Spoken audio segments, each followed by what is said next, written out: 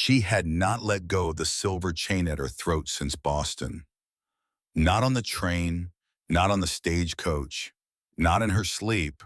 Three mountain men were riding out to meet her, and she had come west to marry one of them. But the thing inside that locket was a secret that could get her hanged in 2 states, and a man with a silver-headed walking stick was already on the train behind her. This is the story of the day my life began. The wind came down off the Wind River Range like something with a memory of its own, dragging dust across the empty road and pressing against the lone figure who stood there with one small trunk at her feet and one small hand pressed flat against her collarbone. Cordelia Ashbrook had stopped calling herself Cordelia somewhere east of Cheyenne. By the time the stagecoach driver helped her down at this nameless crossing, 40 miles from Stillwater Bend, she had become Della to herself and Della to anyone who would ask. And the name Cordelia belonged to a girl who had lived in Boston and lost everything that mattered. Della was the name of the woman who would survive Wyoming. That was what she told herself. She was not yet certain it was true. The driver had been a kind man, a widower from St. Louis with white whiskers and tobacco stains on his teeth, and he had not wanted to leave her there. He had looked around at the long grass and the empty sky and the line of pine and on the far ridges, and he had asked her 3 times if she was certain. 3 times she had said yes. 3 times her voice had come out steadier than her heart. When he finally clucked the horses on and the coach rolled away east, the dust hanging behind it in a long brown ribbon, she stood very still and listened to the silence pour back in and around her like water filling a cup. She was 22 years old.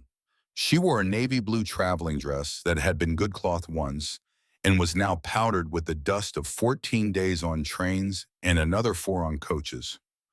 Her hair was honey blonde and pinned up under a small dark hat with strands that had come loose around her temples, and her ears and her eyes were the color of cornflowers in a New England field in June. Her hands were small and had been smooth once in a parlor in Boston when she had played a borrowed piano for a borrowed family and pretended that her life was a thing that could still be saved. The hands were not smooth anymore. The right one was pressed flat against her chest where the silver chain ran beneath the high collar of her dress.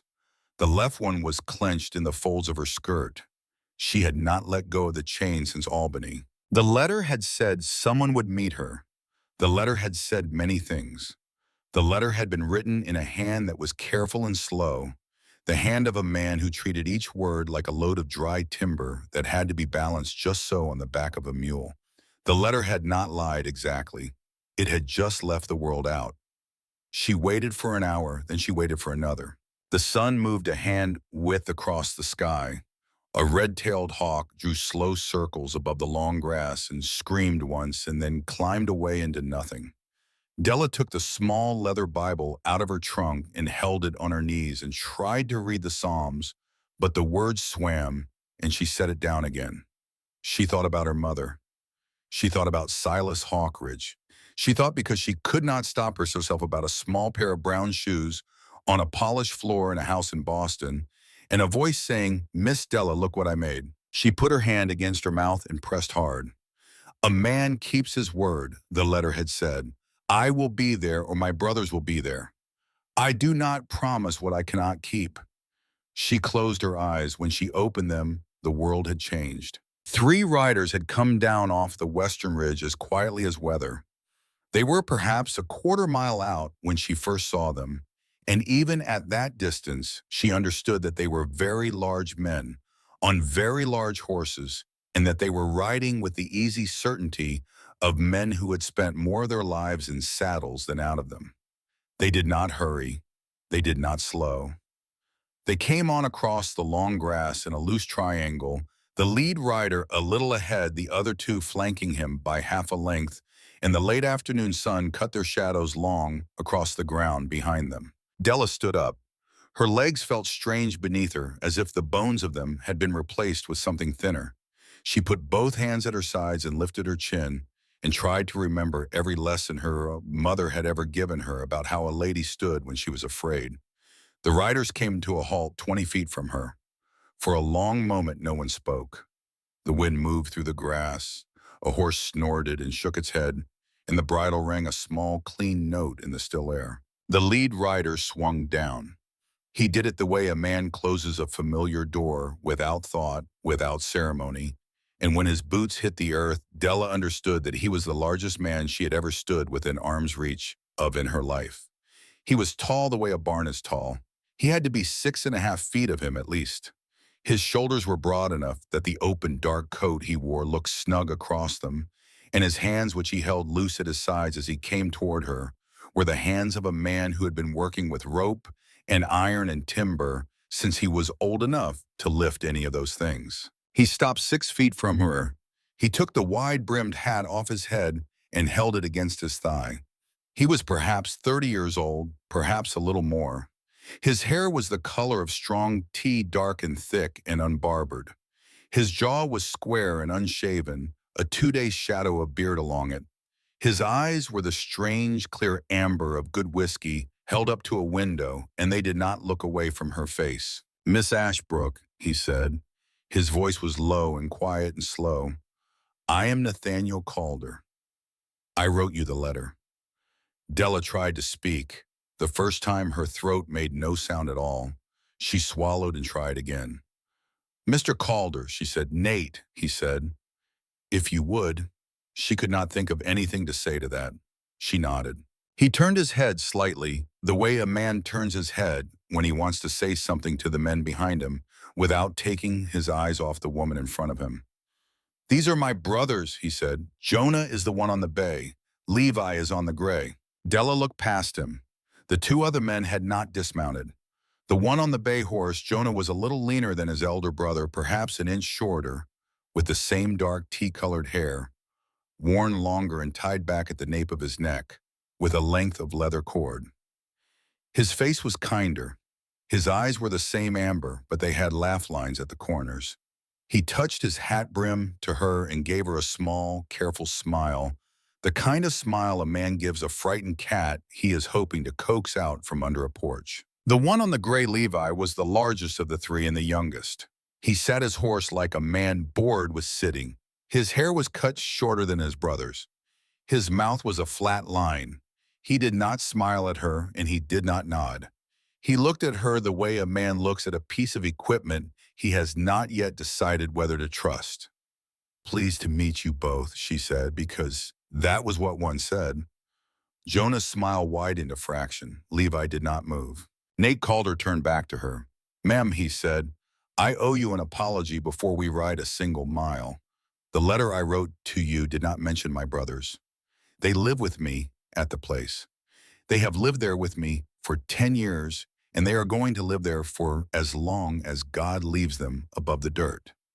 I should have said so. I did not, and that was wrong of me, and I am sorry for it." She stared at him. She had been preparing herself all the way across the country for 100 different kinds of unkindness. She had not prepared herself for a man who would stand in front of her and in his own dust with his hat off and apologize before he had even helped her with her trunk. "It is all right," she said. "No, ma'am," Nate Calder said. "It is not. But it is the truth, and I would rather start with truth than with anything else. If you would like to get back on the next eastbound coach when it comes through here on Thursday, I will pay your fare, and I will not ask you to explain yourself, and I will say none of it was your fault. That offer stands until the day you die. I want you to know that before we go any farther." The wind moved through the grass. Della's hand, without her telling it to, had come up to her collarbone again. Her fingers found the silver chain through the fabric of her dress and closed around it. "I would like to see the place," she said. Nate Calder nodded once. "Yes, ma'am." He bent down and lifted her trunk as if it weighed nothing and carried it to the pack mule that Jonah had brought up alongside, and he lashed it down with quick, competent hands, and he came back and stood beside her with the reins of his big buckskin gelding looped over his arm. "You will ride double with me if that suits you," he said. "It is 4 hours to the place. The trail is rough in spots. I will go slow." She had not been on a horse since she was a child. She had been on a pony at her grandfather's farm in the year before he died, and she remembered the smell of the saddle leather and the sound of the bit ringing in the pony's mouth. This horse was not a pony. This horse was the size of a small wagon. She looked up at the saddle and then up at Nate Calder, and she had a sudden vivid memory of a hand reaching out for her in a Boston hallway, and she swallowed against it and said quietly, "Yes, that suits me." He did not lift her by the waist. He laced his fingers together and held them down for her boot, and when she set her boot in the stirrup of his hands, he straightened slowly and let her swing her leg over and settle into the front of the saddle. Then he put one boot in the stirrup and rose up behind her in one smooth motion, and the saddle creaked once under their combined weight, and his big arm came around her on the left side to take the reins. He did not touch her except where it was unavoidable. The arm did not press.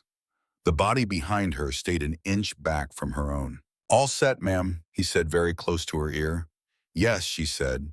He clucked once to the buckskin, and they were moving. The country opened up around them as they rode. The sun was sliding west, and the long grass had gone from brown to gold, and the shadows under the cottonwoods along the dry creek beds had gone from gray to violet. Jonah rode on her right a little ahead. Levi rode on her left a little behind.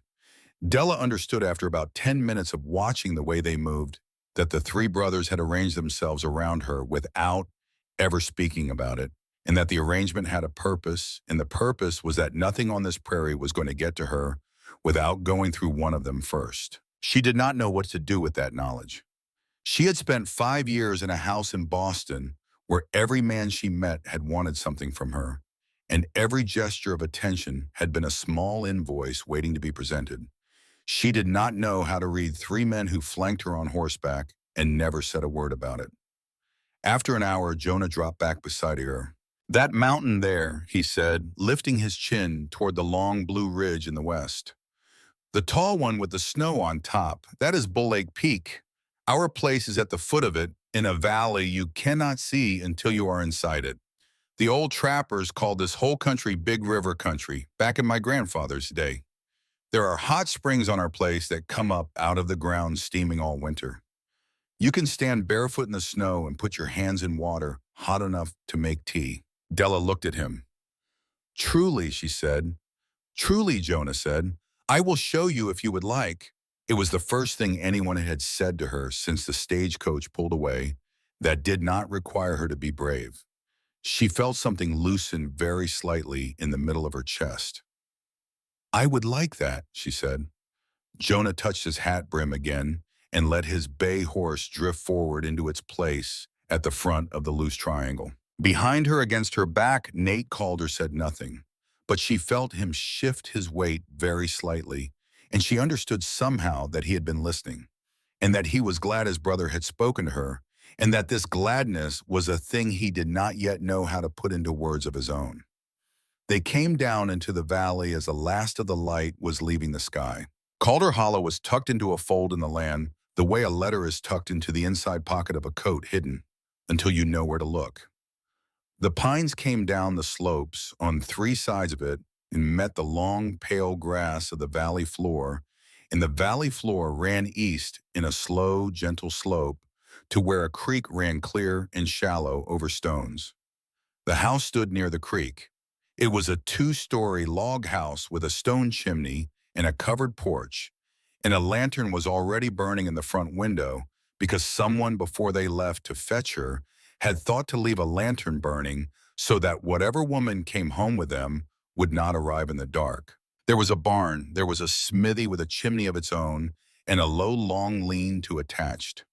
There were chicken coops and a smokehouse and a root cellar door cut into the side of a small rise.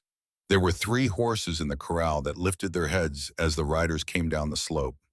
There was a black and white dog that came up off the porch and stood with its tail going slowly back and forth, a dog that had been told to stay and was straining politely against the order. Della had not known she had been holding her breath until she let it out. It was beautiful, that was the word.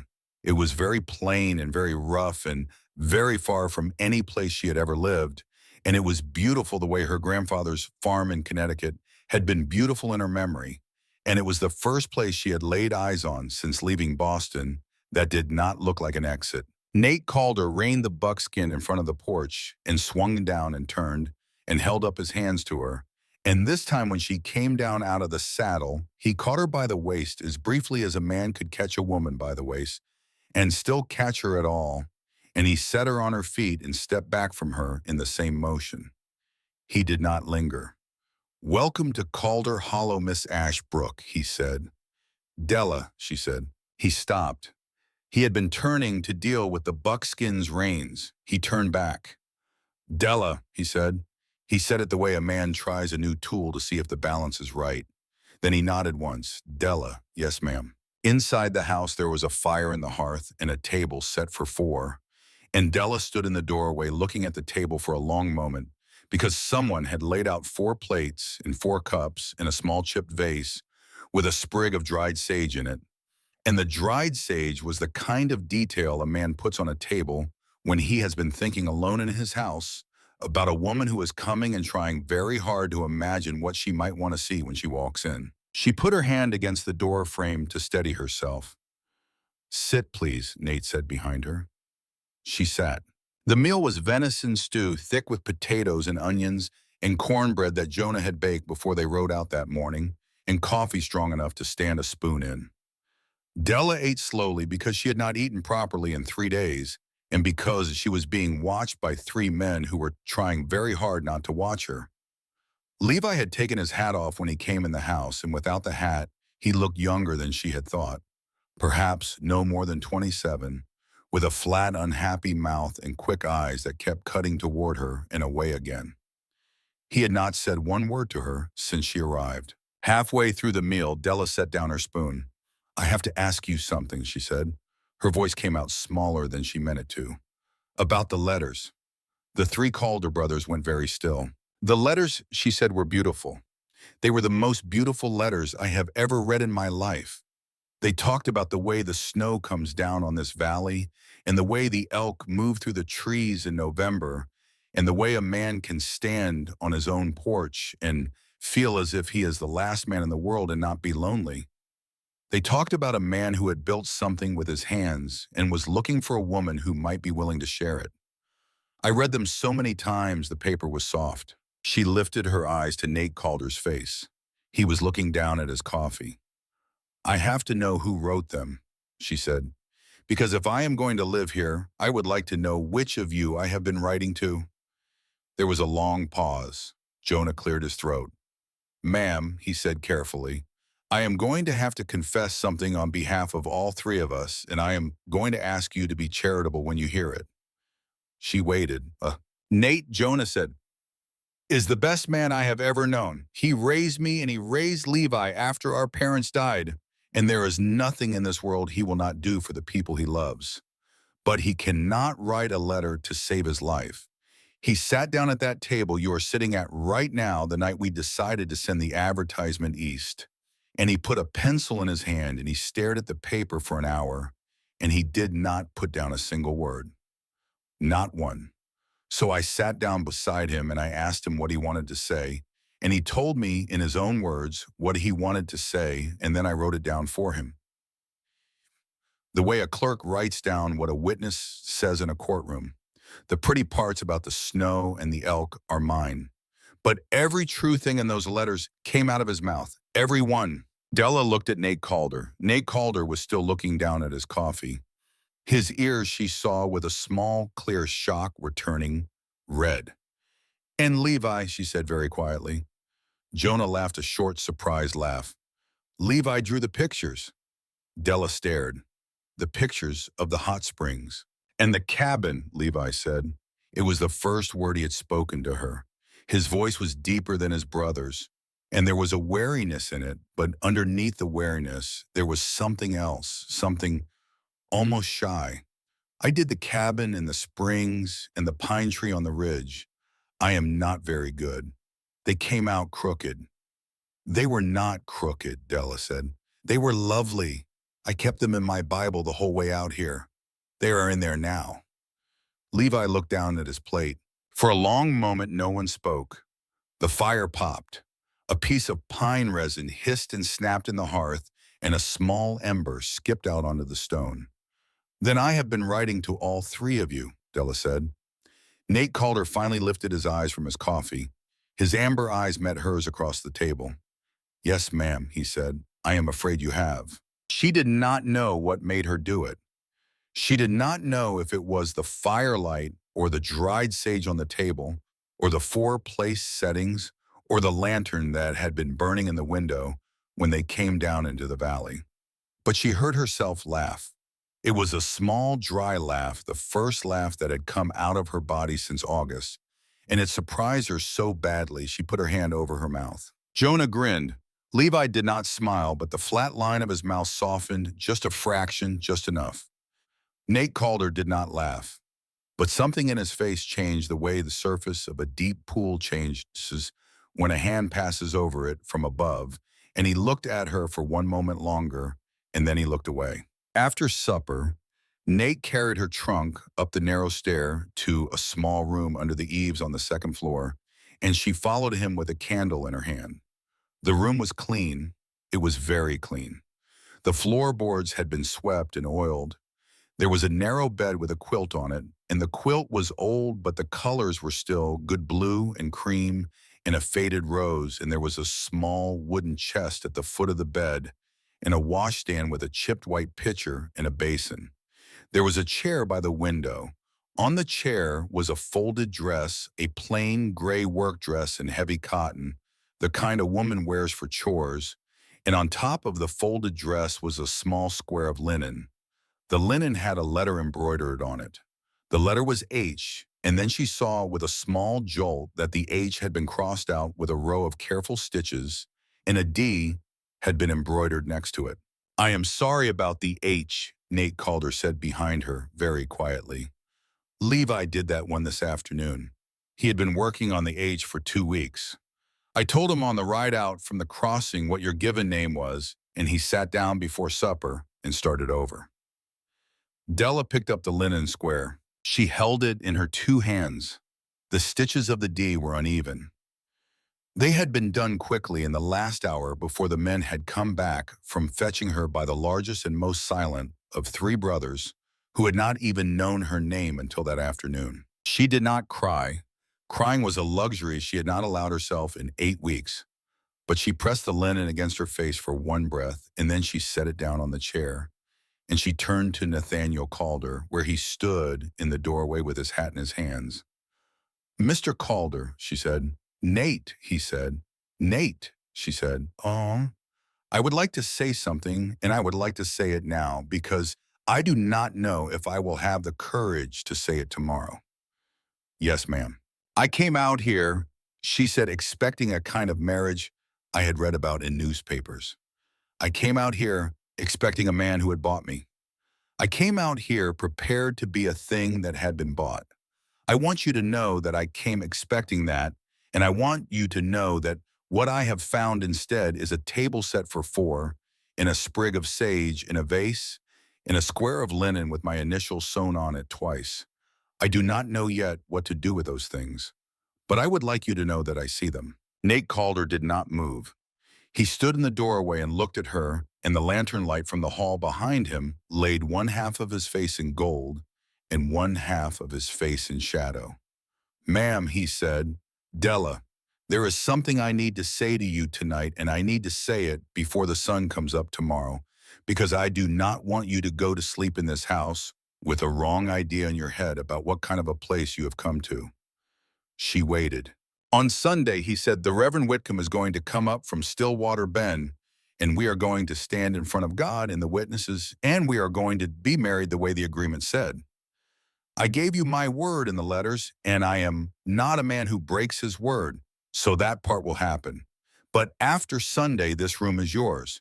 This bed is yours. That door has a bolt on the inside of it, and you are going to throw that bolt every night, and you are going to throw it knowing that I will be down those stairs sleeping in the chair by the fire or out in the bunkhouse with my brothers, and that nothing is going to come up those stairs to your door for as long as you do not want it to. I do not care if it is 1 week. I do not care if it is 1 year. I do not care if the day never comes. A man does not promise what he cannot keep, and I am not going to promise you a thing about what is going to grow between us because I do not know yet what is going to grow between us. I just know that whatever grows is going to grow on your time and your way, and not because there was a piece of paper signed on a Sunday afternoon. The lantern in the hall guttered and steadied. That is what I needed to say, Nate Calder said. I will leave you to your rest now. He stepped back into the hall. He did not look at her again. He pulled the door of her room halfway shut behind him and then stopped and pulled it the rest of the way, and she heard his slow, heavy footsteps go down the narrow stairs. Della stood in the middle of the small, clean room with the linen square in her hand. After a while, she sat down on the edge of the bed and put her face in her hands, and her shoulders began to shake. But no sound came out because she had spent 8 weeks teaching herself to cry without making a sound. Her right hand the whole time stayed clenched around the silver chain at her throat. The first 4 days at Calder Hollow went by like a story being told slowly. Della rose with the men before the sun came up over the eastern ridge. She learned to milk the gentle old cow named Bess, whose patience was the patience of saints. She gathered eggs from the chicken coop in the cold dawn, while her breath made small white clouds in front of her face. She kneaded bread on the long pine table in the kitchen. Her sleeves rolled to her elbows while Nate sat on the porch and drank his coffee and did not watch her through the window, except for the times when she looked up and caught him doing exactly that, and he looked away too quickly to pretend he had not been. Jonah took her down to the creek on the second morning and showed her how to scale a rainbow trout, and when she got it wrong and dropped the fish twice, he laughed so hard he had to sit down on a rock, and after a moment she found she was laughing too. Levi did not speak to her much in those first days, but on the second afternoon she walked past the open door of the smithy and stopped, drawn by the heat and the orange light and the steady ringing of his hammer on the anvil, and she stood in the doorway and watched him work. He was making a hinge for a barn door. His big hands moved with an unexpected delicacy. He did not look up at her, but she saw the muscles of his back become aware of her, and after a minute he said without turning, "You can come in if you like, just stand by the wall." She came in. She stood by the wall. She watched him work for almost an hour, and neither of them said another word. And when she finally went back to the house, she felt as if something had been settled between them that did not require any speaking at all. On the third night, Jonah passed her bedroom door on his way down the hall to fetch a pitcher of water. The door was shut. He stopped because he heard a sound from inside it, and the sound was a low, broken murmuring, the sound of a person speaking in sleep. He stood for a long minute with his hand on the wall and listened. "Teddy," the voice inside the room said. "Teddy, baby, Mama is sorry. Mama did not know. Mama tried." Jonah did not move.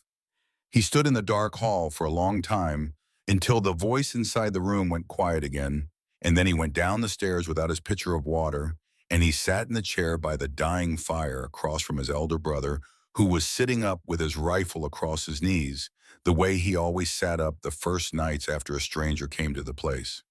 "Nate," Jonah said. "I know," Nate said. He had not lifted his head. "I have heard her too. She said a name," Jonah said. "She said Teddy. She said Mama is sorry." The fire popped. Nate Calder lifted his amber eyes from the floor and looked at his brother across the small, dark room. "Every woman who comes to this kind of country," he said quietly, "comes carrying something. We do not ask. We do not push. We watch over her and we feed her and we keep her safe, and when she is ready to set the thing down she is carrying, she will set it down. And not one moment before." Jonah nodded slowly. "And the necklace," he said. "The necklace is part of what she is carrying," Nate said. "Whatever is in that locket is the reason she is alive at all. I would bet every head of cattle on this place on it." Sunday came with a hard, clear sky and the smell of wood smoke on the cold air. The four of them rode down to Stillwater Bend to gather Della on the gentle little bay mare that Jonah had cut out of the herd for her on Saturday and pronounced the kindest horse in this county. Reverend Elias Whitcomb married them in the small white church on the edge of town, with no one present but the Calder brothers and Mrs. Whitcomb and old Mr. Briggs from the Silver Spur, who had been pressed into service as a witness and was wearing a Sunday coat over his bartender's vest. Della wore a simple white dress that Jonah had ordered from the seamstress Mrs. Albright 2 weeks before, on the chance that the woman who came west on the stagecoach would not have one of her own. The vows were short when Nate slid the silver ring onto her finger, the ring that Levi had hammered out of an old Spanish coin 2 weeks before. His big hand was perfectly steady, and his eyes were not steady at all. "This is not a trade, Della Calder," he said quietly, just to her, just under the words of the ceremony. "This is a promise." Then he bent down and kissed her very briefly, very carefully, the way a man might press his lips to a bird he was afraid of crushing. It was the first kiss of Della Ashbrook's 22 years of life. Her eyes filled, and she did not let the tears fall, and she squeezed Nathaniel Calder's big calloused hand very hard with both of her small ones, and he understood, and he held on. Afterward, in the bright, cold noon, the wedding party walked across the dust of the main street to the Silver Spur Saloon, where Mr. Briggs had laid out a free round of drinks and a pot of his wife's beef stew on the long bar. There was laughter, and there was a man with a fiddle in the corner, playing slow waltzes, and Jonah and Levi took turns dancing one slow, careful turn each with their new sister-in-law in the cleared space by the stove. Levi Della discovered danced beautifully. She told him so, and his ears went red, the same way Nate's had in the lantern light 4 nights before, and she understood for the first time that the 3 Calder brothers all blushed in the same place, and that this small fact moved her almost more than she could bear. She was laughing at something Jonah had said when the door of the saloon opened and a man she had never seen before walked in. He was a tall man, thin, perhaps 50 years old, dressed in the cut of an Eastern gentleman, with a long dark coat and a black felt hat and a silver-headed walking stick in his right hand. He moved like a man who had spent his life in rooms where everyone got out of his way. He went to the bar and put one gloved hand on it and asked for a whiskey, and his voice was the voice of Boston and Della standing by the stove with Jonah Calder's arm still loosely around her waist.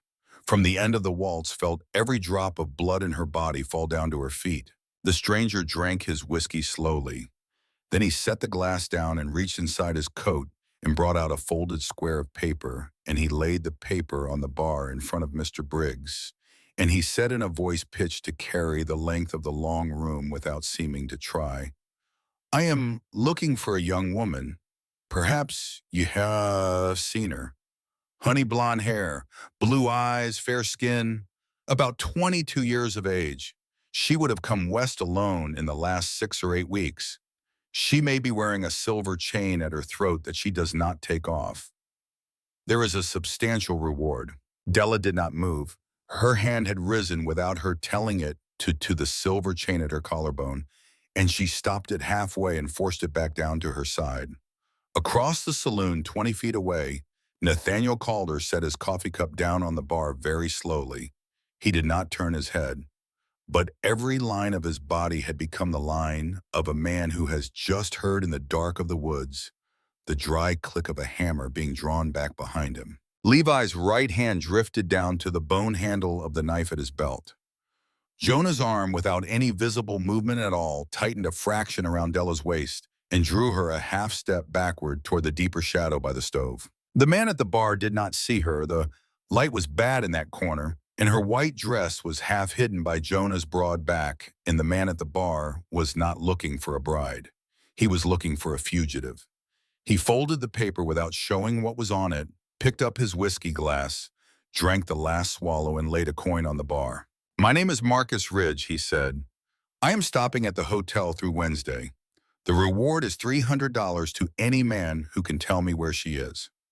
$600 to any man who can put her in my hands. My employer is a very serious man, and he is not going to stop sending people until she is found. I would advise you all to think carefully." He touched the brim of his hat to Mr. Briggs and walked out into the cold noon light, and the door of the Silver Spur closed behind him, and the fiddle in the corner, which had stopped without anyone telling it, to start it up again much more quietly than before. Della stood very still in the shadow by the stove, with Jonah Calder's arm around her waist and Nathaniel Calder's wedding ring on her finger, and the silver chain burning against her throat like a brand. Across the room, her new husband finally turned his head and looked at her. His amber eyes were perfectly calm. His mouth was a flat line. He did not look afraid. He did not look angry exactly. He looked the way a man looks when he has been standing on his own porch at sundown and has heard the first low rolling thunder of the storm that is going to come down out of the mountains in the night. And he is doing the small, steady arithmetic in his head of the windows that need to be shuttered, and the animals that need to be brought in, and the lamps that need to be filled, and the wife inside the house who needs to be told gently that the night is going to be a hard one and that he is going to keep her safe through it. He crossed the room to her in 5 long, quiet strides. He did not look at Jonah, and Jonah let her go. He took her hand, the one with the new silver ring on it, and folded it inside his own. "Mrs. Calder," he said very quietly just for her, "I think we will go home now." She looked up at him. A man does not promise, she thought, what he cannot keep. "Yes," she said. "Take me home, Nate." The ride back from Stillwater Bend was a quiet ride. The 4 of them rode in the same loose triangle they had ridden in 5 days before, with Della on the little bay mare in the middle and Nathaniel Calder ahead of her and Jonah on her right and Levi on her left and a half-pace back. The cold noon had become a colder afternoon. The wind had a smell of snow in it, very faint the way the smell of snow comes into the wind, sometimes in late October in the high country, weeks before the snow itself will arrive. Halfway up the long climb out of the river bottom, Nate reined the buckskin in and let the others come up alongside him, and he turned in his saddle and looked back along the trail they had come, and he sat and watched the trail for a long minute.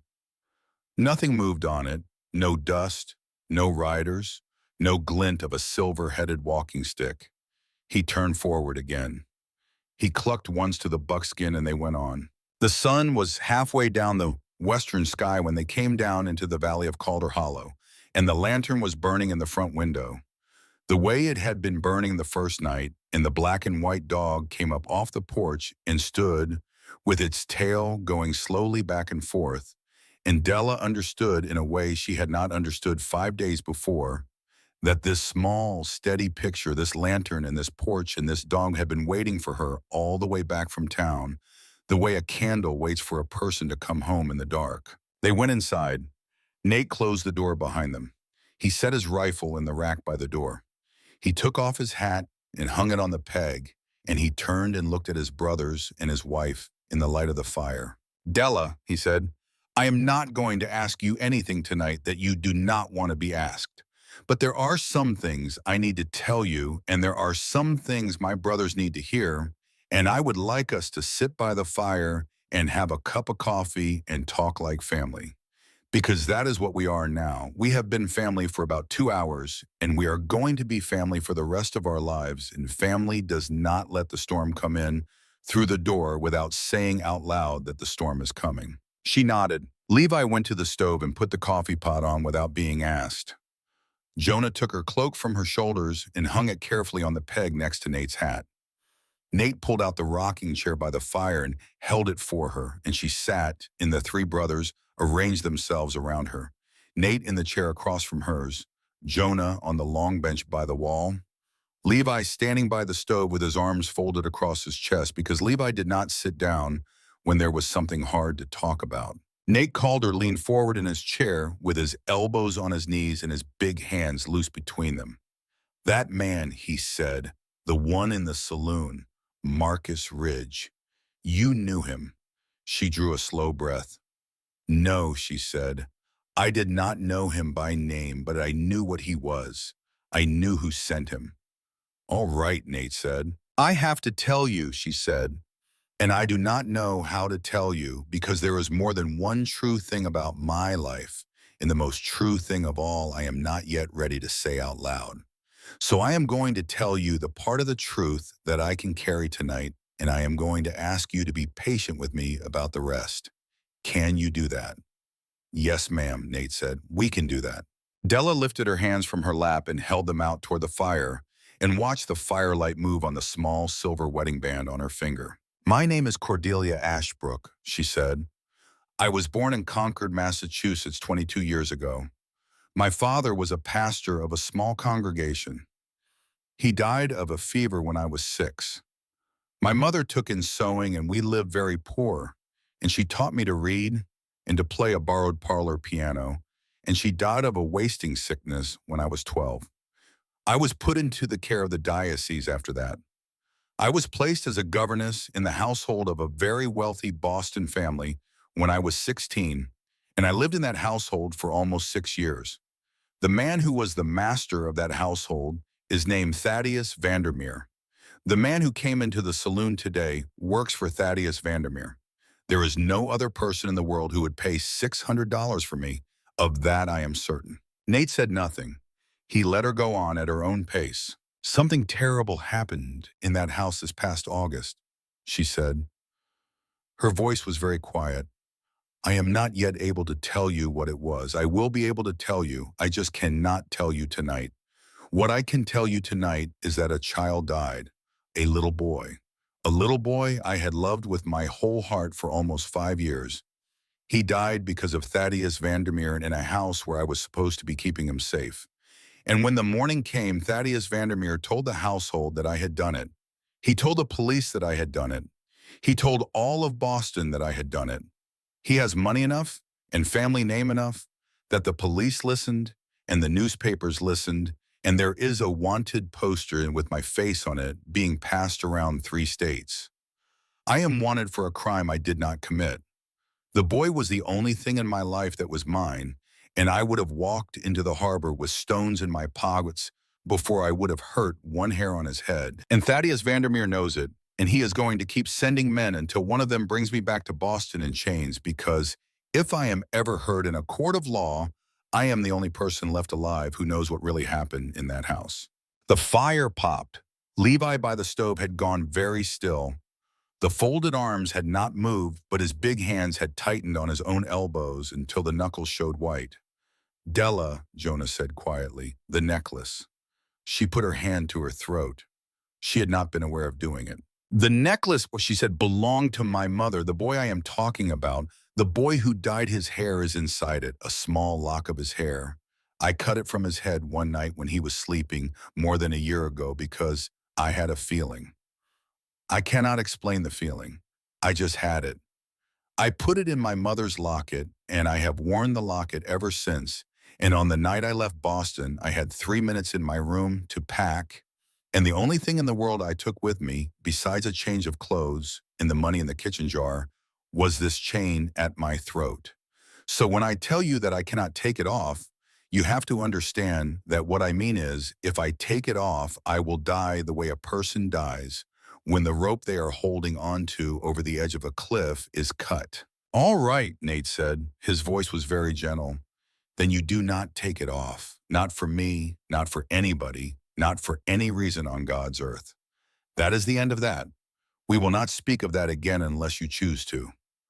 Her eyes filled. There is one more thing, she said, and then I will be done for tonight. Take your time, ma'am. My name in this house is Della, she said. Not Cordelia. Cordelia is a girl who lived in a house in Boston and could not save the only person who mattered to her. Cordelia is the name on a piece of paper a man named Marcus Ridge is carrying around in his pocket. Della is the woman who got off a stagecoach in Wyoming 5 days ago. I am asking you, all 3 of you, to call me Della. I'm asking you to use that name out loud, and I am asking you to use it in your own heads, and I am asking you to forget the other one if you can. Nathaniel Calder rose from his chair. He crossed the small space between them and went down on one knee in front of her, the way a man goes down on one knee in front of a woman in the old stories, and he took both of her hands in his, 2 enormous calloused ones, and he held them. Della Calder, he said, there is no Cordelia in this house. There is no Thaddeus Vandermeer in this house. There is no Marcus Ridge in this house. There is a fire and a coffee pot and 3 men who took a vow this morning that has nothing in it about gold and nothing in it about money and nothing in it about whose name is on which piece of paper. The vow says, we keep you safe. The vow says we keep you alive. The vow says we put our bodies between you and any man who comes up that road with a wanted poster in his coat. We are going to keep that vow. Do you hear me? I hear you, she said. He lifted one of her hands and pressed the back of it against his rough, unshaven jaw, and held it there for a moment, and then he set both of her hands back in her lap as carefully as he had taken them, and he stood up and went to the stove and poured her a cup of coffee with his own hands and brought it to her. That night, for the first time, Della did not throw the bolt on the inside of her bedroom door. The next morning, the work of the place went on the way the work of a place like Calder Hollow always went on. Nate was up before the sun. Levi was at the smithy by first light. Jonah took his rifle and went out at dawn after a deer he had been tracking for 2 days. But there were small changes. There was a rifle propped beside the kitchen door, now that had not been there before. There was a second rifle propped beside the back door. The dog was no longer allowed to wander down to the creek by herself in the morning.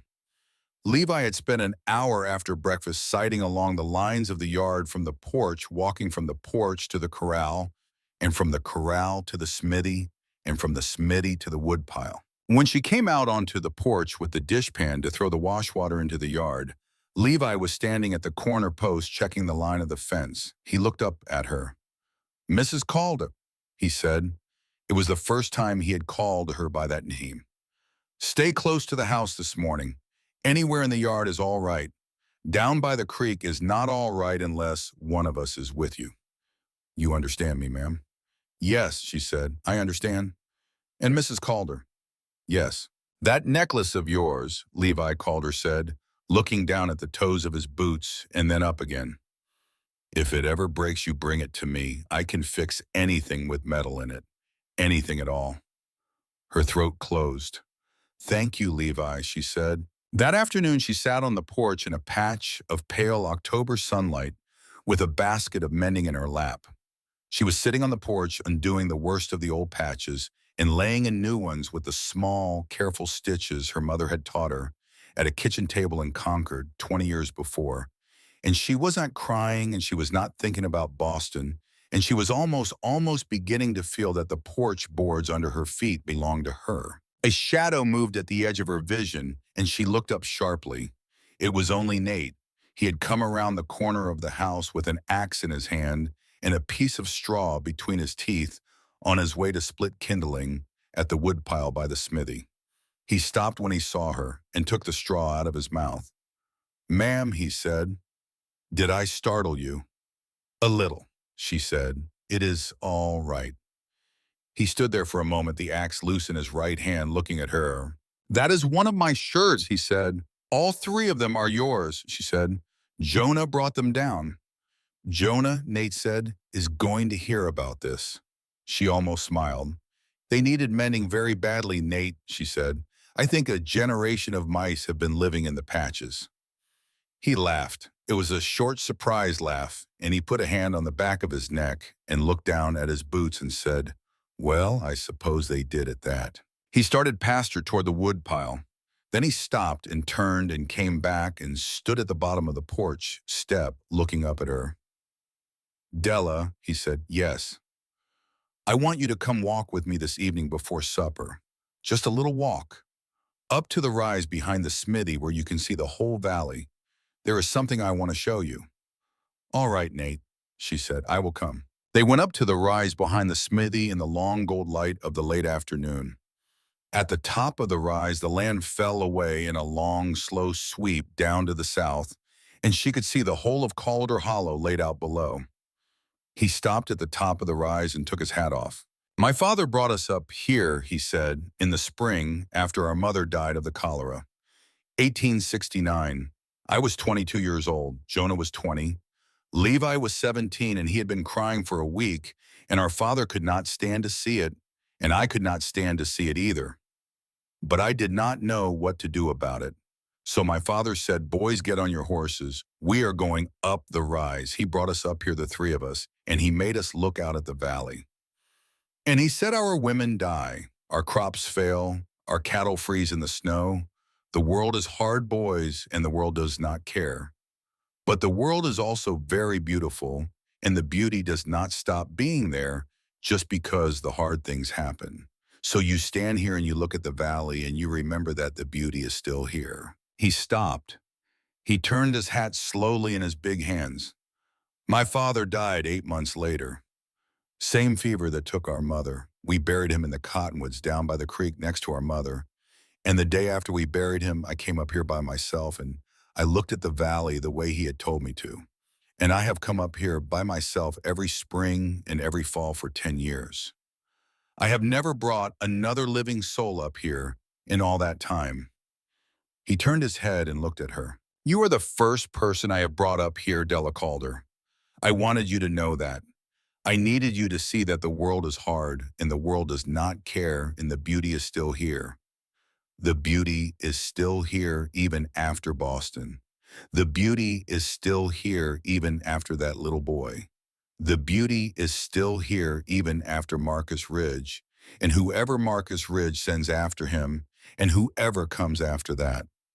As long as there are people standing on this rise and looking down at this valley, the beauty is still here. She put both of her hands over her mouth and stood very still and looked out across the valley, and the tears were running down her face into her own fingers. I understand you, Nate, she said when she could speak. After a moment, very carefully, the way a man might reach out to touch a wild thing that had walked out of the trees into his yard, he reached across the little space between them and took her hand. Her small fingers disappeared inside his big, rough ones. He did not pull her toward him. He just held her hand. When they walked back down the path to the house in the early dusk, he was still holding her hand. The next 2 weeks went by in a kind of slow, careful quiet, the way the days go by in a house where there is a sick child sleeping in the back room, and everyone speaks low and walks carefully and listens all the time for the sound of a wagon coming up the road. No wagon came. Marcus Ridge did not ride out to Calder Hollow. The Eastern man with the silver-headed cane had checked out of the hotel on Wednesday morning and ridden south. She kept working. She mended every shirt in the house. She baked bread 3 times a week and learned to bake it well. She started a small garden patch behind the kitchen, even though October was the wrong month to start a garden in the high country, because Jonah had brought her a packet of dried herb seeds from old Mr. Holcomb's general store in town, and she wanted to put them in the cold ground and know they were waiting for spring. She walked the perimeter of the yard with Levi twice a day. She learned the names of the 3 cows and the 11 chickens and the 2 goats and the dog whose name was Pip. She also learned that all 3 of the brothers had begun quietly and without speaking about it to position themselves between her and the doors. When she walked from the kitchen to the porch, one of them was on the porch. They simply arranged themselves around her like the walls of a house being built one log at a time. And after a few days, she stopped feeling the walls and started feeling instead the slow, strange, unfamiliar warmth of being a woman who lived inside walls. On the morning of the 15th day, she was washing clothes at the well in the yard when Jonah came around the corner of the house and stopped. He stood looking at her. Jonah, she said, what is it? Della, your neck. Her hand went up to her throat. The high collar of her work dress had come a little loose, and she could feel the fabric had pulled away from her skin where the silver chain ran. She turned away from him by instinct and pulled the collar tight again. It is nothing, she said. It is not nothing, ma'am. The chain has rubbed your skin raw. It is bleeding a little, Della. I have a salve in the kitchen that my mother used to make. It is mostly bear grease and yarrow. May I bring it out and may I put it on the place for you? She stood at the wash tub with her hand at her throat and looked at him. You do not have to take the chain off, Jonah said quickly. You do not have to lift it more than a 1/4 inch. I will not touch the chain itself. I will not even look at the chain. I give you my word, Della. Her eyes filled. Yes, she said. Bring the salve, Jonah. He brought the salve. He sat her down on the bench under the window of the kitchen, and he stood behind her and he tipped her chin forward, very gently with one fingertip on her jaw, and he worked a tiny dab of the salve under the chain at the back of her neck and along the line of her throat where the silver had eaten into the skin. He did not lift the chain. He did not touch the locket. His big calloused finger moved as carefully as if he were threading the eye of a needle. When he was done, he laid the small clay jar on the bench beside her. You keep that, ma'am, twice a day. The skin will heal under the chain in about a week. He laid one large hand flat on the top of her head for one moment, the way an older brother lays a hand on a younger sister, and then he was gone around the corner of the house, and she sat alone on the bench with a small clay jar in her lap and a piece of bear grease and yarrow salve on the raw bleeding place under her dead son's hair. And she put her face down into her wet apron, and she finally, after 8 weeks, made a sound when she cried. That night, Jonah told Nate about the wound on her throat in a low voice by the fire after she had gone up to bed, and Nate listened without speaking and then put his face in his big calloused hands for a long minute and then lifted his face out of his hands and said very quietly, "What is in that locket, Jonah? What in the name of mercy is she carrying?" "I do not know," Jonah said, "but it is the whole of her, Nate." "Yes," Nate said. "Yes, I am beginning to think you are right." 2 days after that, Levi came up the road from Stillwater Bend on his gray horse at a hard-fast trot with his hat low over his eyes, and he came into the yard and swung down without tying the gray to the rail, and he came up the porch steps 2 at a time, and Della knew before he had said one word that the storm had come. "Nate," Levi said low and hard, "get out here." Nate came out of the smithy wiping grease off his hands. Jonah came down off the roof of the smokehouse where he had been patching a hole. Della came to the kitchen door with a wooden spoon still in her hand. "3 more of them," Levi said. "3 new men in town. Came in last night on the southbound stage out of Cheyenne. Eastern men, all 3. Long coats, money in their pockets. They are not staying at the hotel. They are staying at Mrs. Pickering's boarding house, which means they do not want to be on the register where anybody can read it. I had a cup of coffee at Briggs's place this morning, and I sat for an hour, and I listened. They have been asking questions, Nate. They have been asking the right questions. They asked Mrs. Albright at the dress shop whether she had made a white wedding dress for any unfamiliar customer in October. They asked old Pete at the livery whether he had seen any honey blonde woman come through on the stage in the last 6 weeks. They asked the Reverend Whitcomb himself whether he had performed any weddings for strangers since the start of the month. Nate had gone very still. "And what did the Reverend Whitcomb tell them?" he said. "The Reverend Whitcomb told them that he is an old man with a poor memory and that he could not recall whether he had performed any weddings at all since Easter. The Reverend Whitcomb is a much better liar than I would have credited a man of God to be. But Nate, he is one old man, and the dressmaker is one old woman, and the liveryman is one old fool who likes the sound of his own voice. And these are 3 sharp men with money in their pockets. And sooner or later, one of those 3 Stillwater Bend folks is going to remember a thing they saw, and they are going to come up that road. Maybe not tomorrow, but soon." The wooden spoon fell out of Della's hand and clattered on the porch boards. The 4 of them stood there in the cold afternoon light, and the wind came down off the mountain and moved through the long, pale grass of the valley, and Nathaniel Calder turned his head and looked at his wife of 15 days standing on the porch with her hand on the doorframe, and his amber eyes were the eyes of a man who has just heard the first hard knock at a door he had been hoping would stay shut, and was already turning over in his mind the things that would have to happen before sundown. "All right," he said quietly. "All right then. Inside, all of you, we have some things to decide." They went inside. Nate closed the door behind them and slid the bar across it. Levi went and put 2 fresh logs on the fire. The 4 of them sat down at the kitchen table. "Della," Nate said, "I'm going to tell you what I am thinking, and then I am going to ask you what you are thinking, and then we are going to decide together. Not me deciding for you. Together, you hear me?" "I hear you, Nate." "All right." He drew a slow breath. 3 men in town with money in their pockets and the right questions on their tongues. Marcus Ridge gone south 4 days ago and not heard from since. $300 on your head for information and $600 on your body in irons. And winter coming down out of those mountains in maybe 2 weeks, 3 at the most. That is the picture. He looked at his coffee cup. He had not poured any coffee into it. "There are 3 things we can do, and only 3. The first thing is we sit on this place. We bar the doors, and we keep rifles at the windows, and we deal with them in the yard. There is some sense in that, but they will not come 3. They will come 6 or 8 or 10. Vandermeer money does not run out.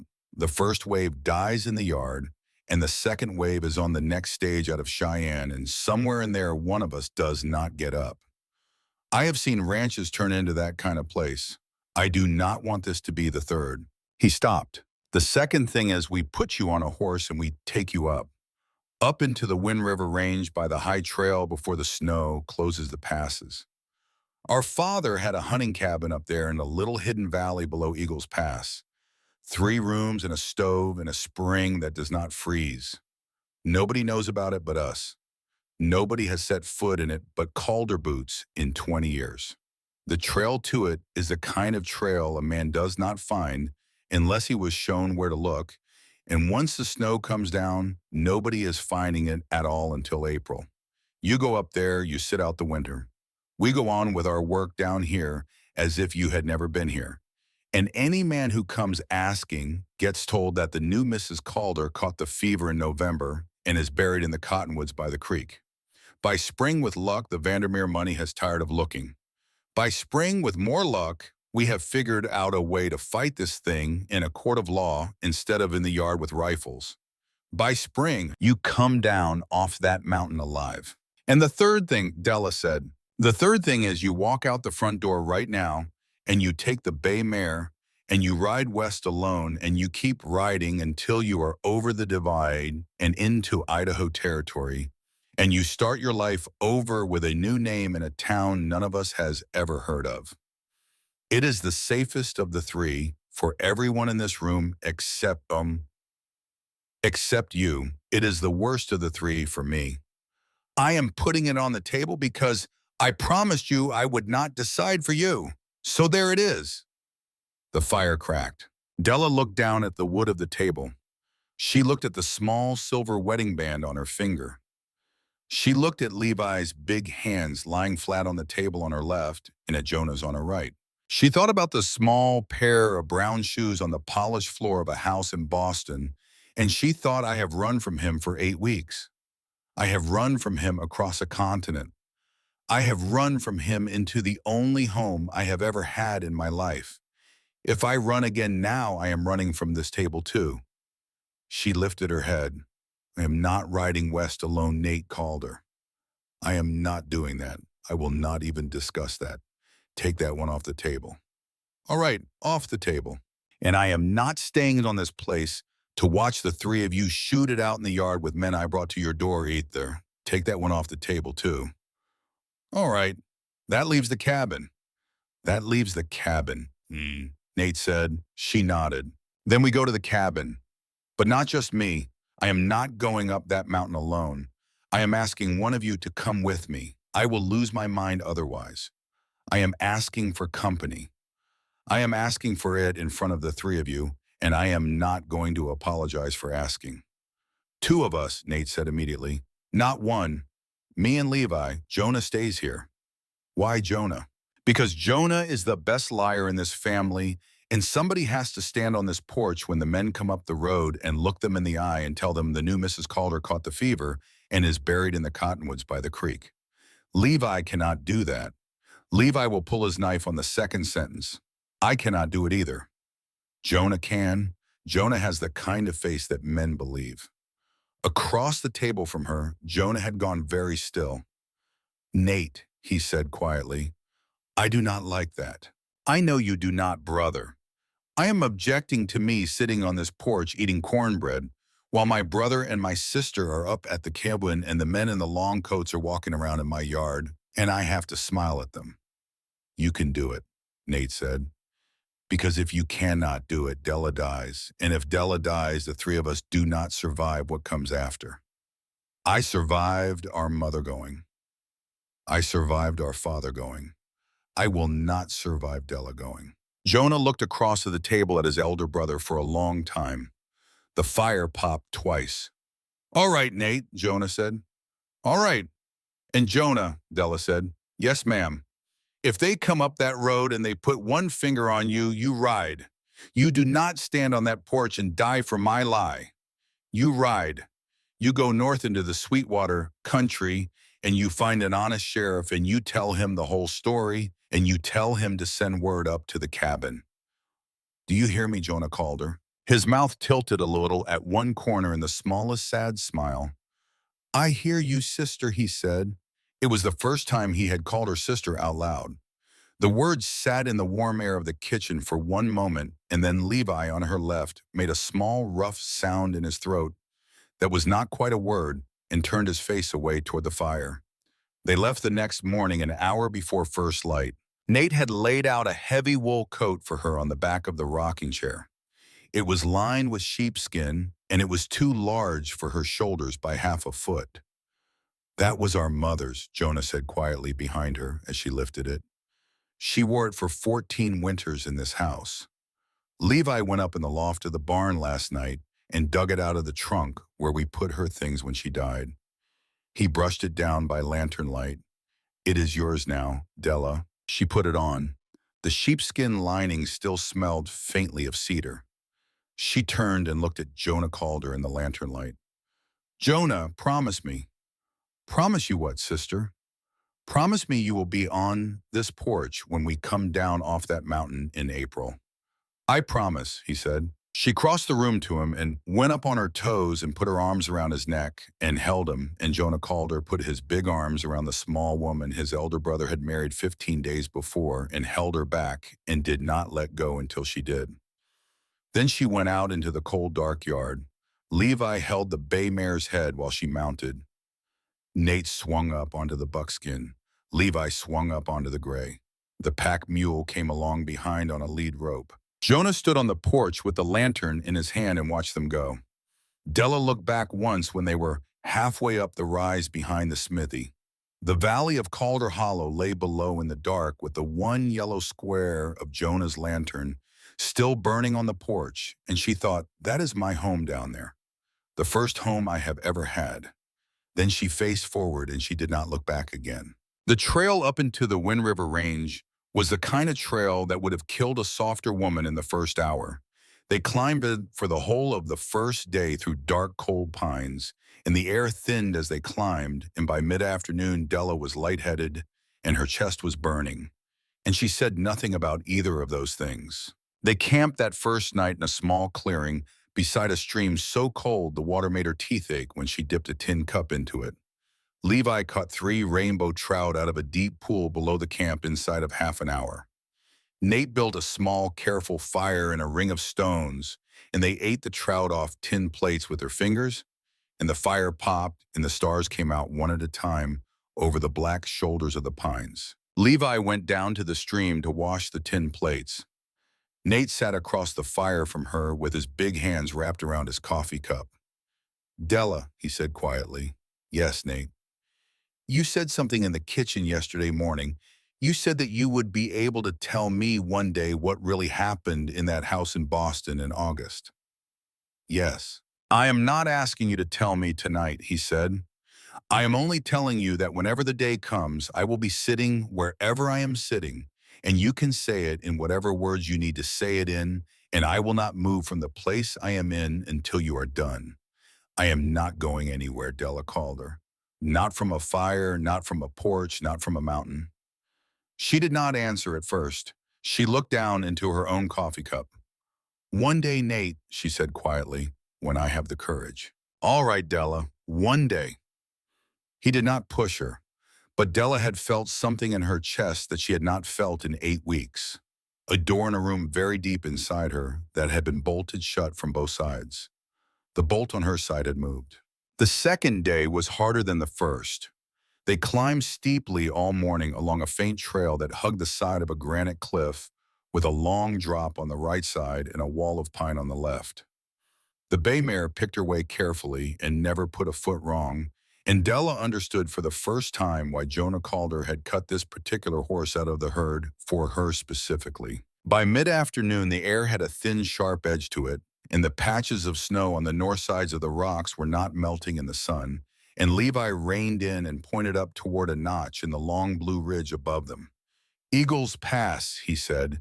Cabin is 2 hours below the pass on the western side. We will be inside before dark. They came down into the hidden valley of the cabin, in the last light of the second day. The valley was a small bowl in the high country, no bigger than a quarter of a mile across, hemmed in on three sides by sheer pine-clad slopes and on the fourth by a long talus field of broken granite that no horseman would willingly cross. A small, fast stream came down out of the slope at the back of the bowl. There was a stand of young aspen at the upper end of the meadow. There was a single wisp of steam rising from the ground near the aspens where a small hot spring came up out of the rock. And there set back against the slope under the pines on the south side of the bowl was the cabin. It was small. It was perhaps 20 feet by 16, built of squared pine logs, darkened by 20 winters, with a low roof of cedar shake and a stone chimney at one end, and one square window cut into the front wall and shuttered with a heavy plank shutter. There was a rough lean-to attached to one side for the horses. There was an old iron pump sticking up out of the ground next to the front step. There was a stack of split firewood under a piece of canvas against the back wall, dry and waiting. Nate swung down off the buckskin and stood looking at the cabin for a long moment without moving. "The last time I was up here," he said quietly, "I was 24 years old and my father had been dead for 11 months, and I came up here by myself for 2 weeks to see if I wanted to keep being alive. I left a tin of coffee on the shelf inside that door in case anybody else ever needed this place the way I had needed it. I'm about to find out if the tin is still there." He went up the step and unbarred the door from the outside with a key on a leather thong he had been wearing under his shirt and pushed the heavy plank door inward, and a breath of cold, dry air came out of the dark of the cabin. He stepped inside. He struck a match. The match flared, and he touched it to the wick of an oil lamp on the small pine table by the door, and the lamp came up gold. There was the small pine table. There were two rough chairs. There was a stone hearth on the far wall, and a small black iron stove beside the hearth, and an iron kettle on the stove. There was a high, narrow shelf along one wall with 3 tin cups on it, and a tin canister, and a small leather-bound book that had once been a Bible and was now mostly held together with hope. There was a single rope bed in the corner under the shuttered window.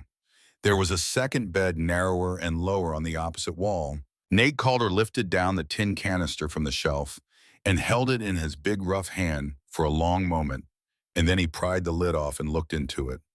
"Well," he said very quietly, 11 years and the coffee is still there." He turned and looked at Della. "Welcome to the high cabin, Della Calder.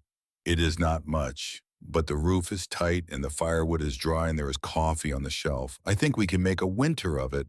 The three of them ate cold cornbread and hot coffee at the small pine table that night, and they did not say very much because the climb had gone into the bones of all three of them. Della was the first to speak. "Where will Levi sleep?" she said. "On the narrow bed by the wall, ma'am." "And you, Nate?" Nate did not lift his eyes from his coffee. "On the floor by the fire, Della. The floor is good." She looked at him.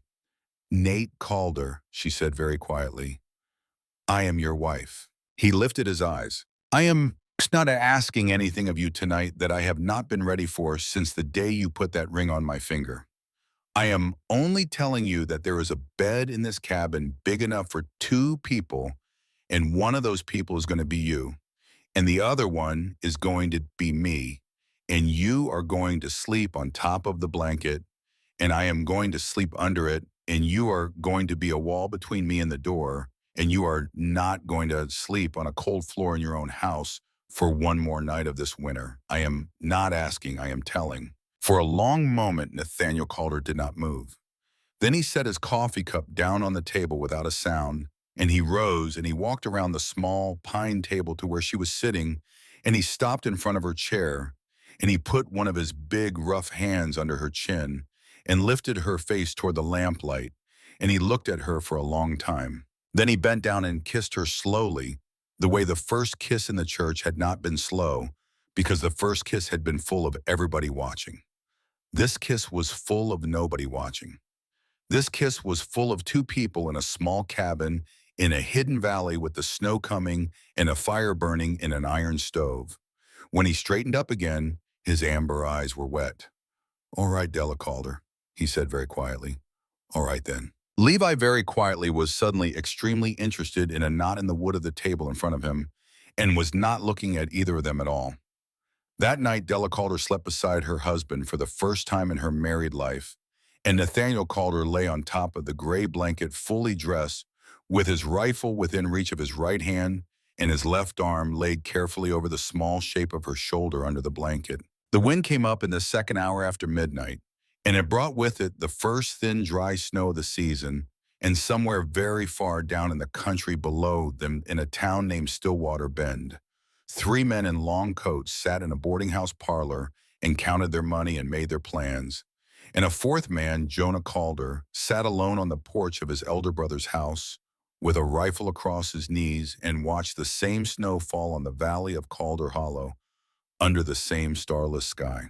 The first week in the high cabin went by in a slow, careful settling. Della learned the cabin. She learned that the iron stove drew well if you opened the damper a quarter inch and not more. Levi took the morning chores. Nate took the hunting. Della took the cooking and the mending, and on the third day she made a sourdough starter in a small clay jar by the stove from a pinch of flour and a handful of mountain spring water and a prayer.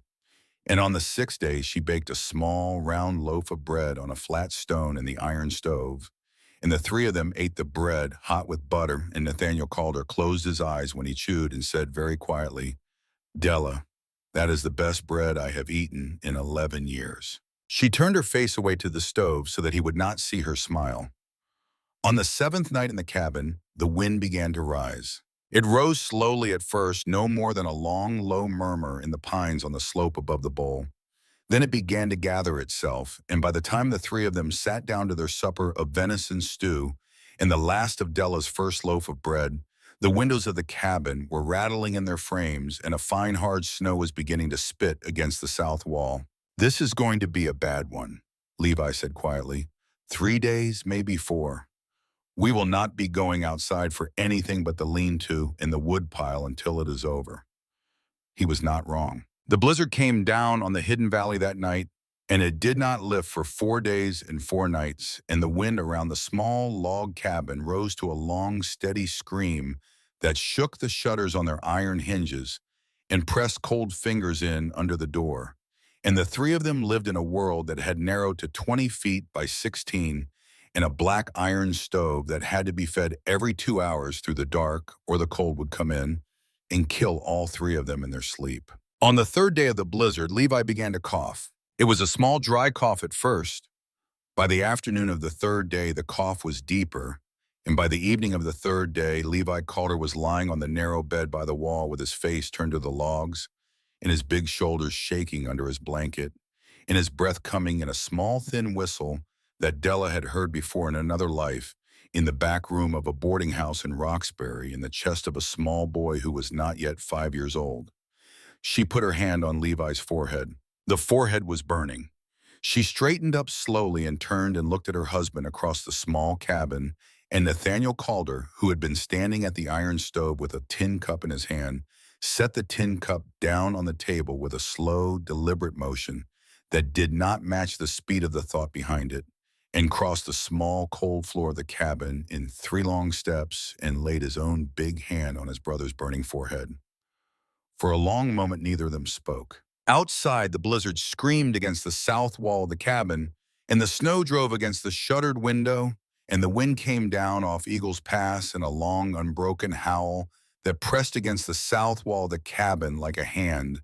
And inside the small log room, there were 3 people, and one of them was burning with a fever, and the nearest doctor was 110 miles away, through a storm no horse could cross, and Della Calder, who had run from Boston with a silver chain around her throat to keep one terrible truth from killing her, understood that the truth had followed her up the mountain anyway. She turned to her husband. Nate, she said quietly, sit me down at the table.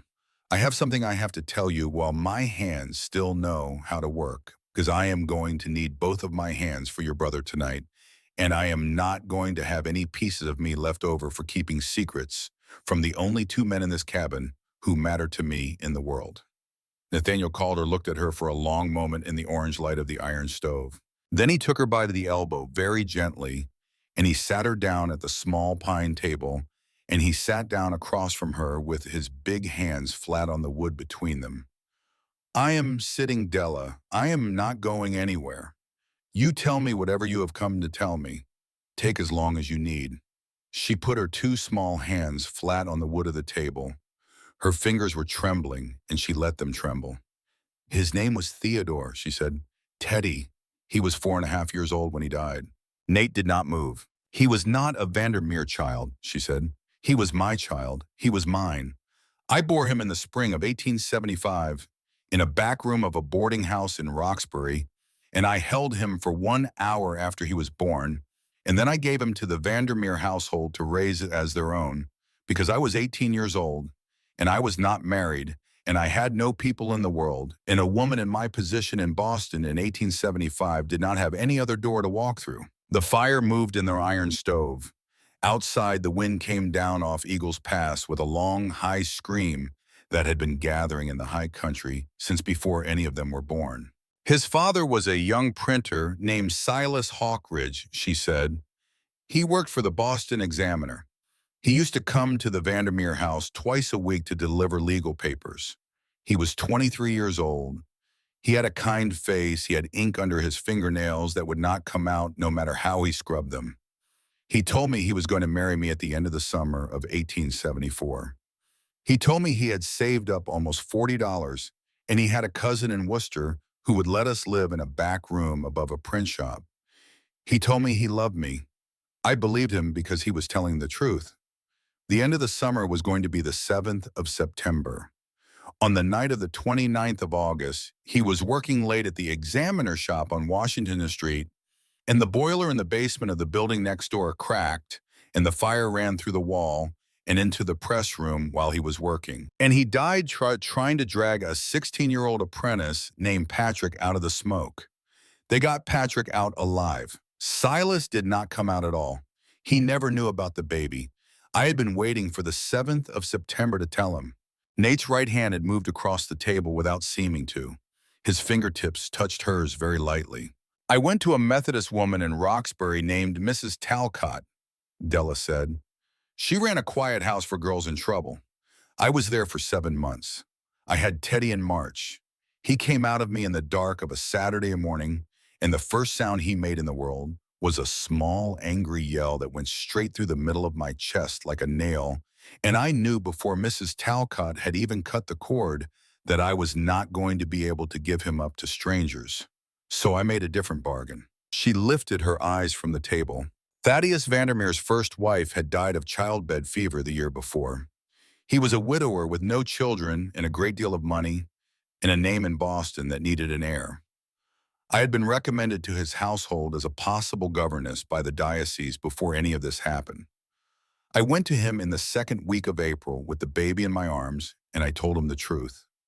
I told him I would come into his house as the boy's governess for as long as he needed me, and he could raise the boy as a Vandermeer, and I would never speak the truth to another living soul. That was the bargain I offered him. And he took it, Nate said quietly. He took it. He brought us into the house on the 1st of May, 1875. Boston believed it because Boston believes anything a man with $3,000 a year tells it. I became Miss Della Ashbrook, the new governess. The boy became Theodore Vandermeer. I rocked my own son to sleep for almost 5 years in a nursery on the 3rd floor of a brownstone on Beacon Hill, and I called him Master Teddy in front of the cook and the housekeeper, and at night when the house was quiet, I called him my heart, and he never knew the difference. The fingertips against her own pressed a fraction harder. For almost 5 years, Della said Thaddeus Vandermeer kept his end of the bargain more or less. He was not a kind man, but he held to the shape of the agreement.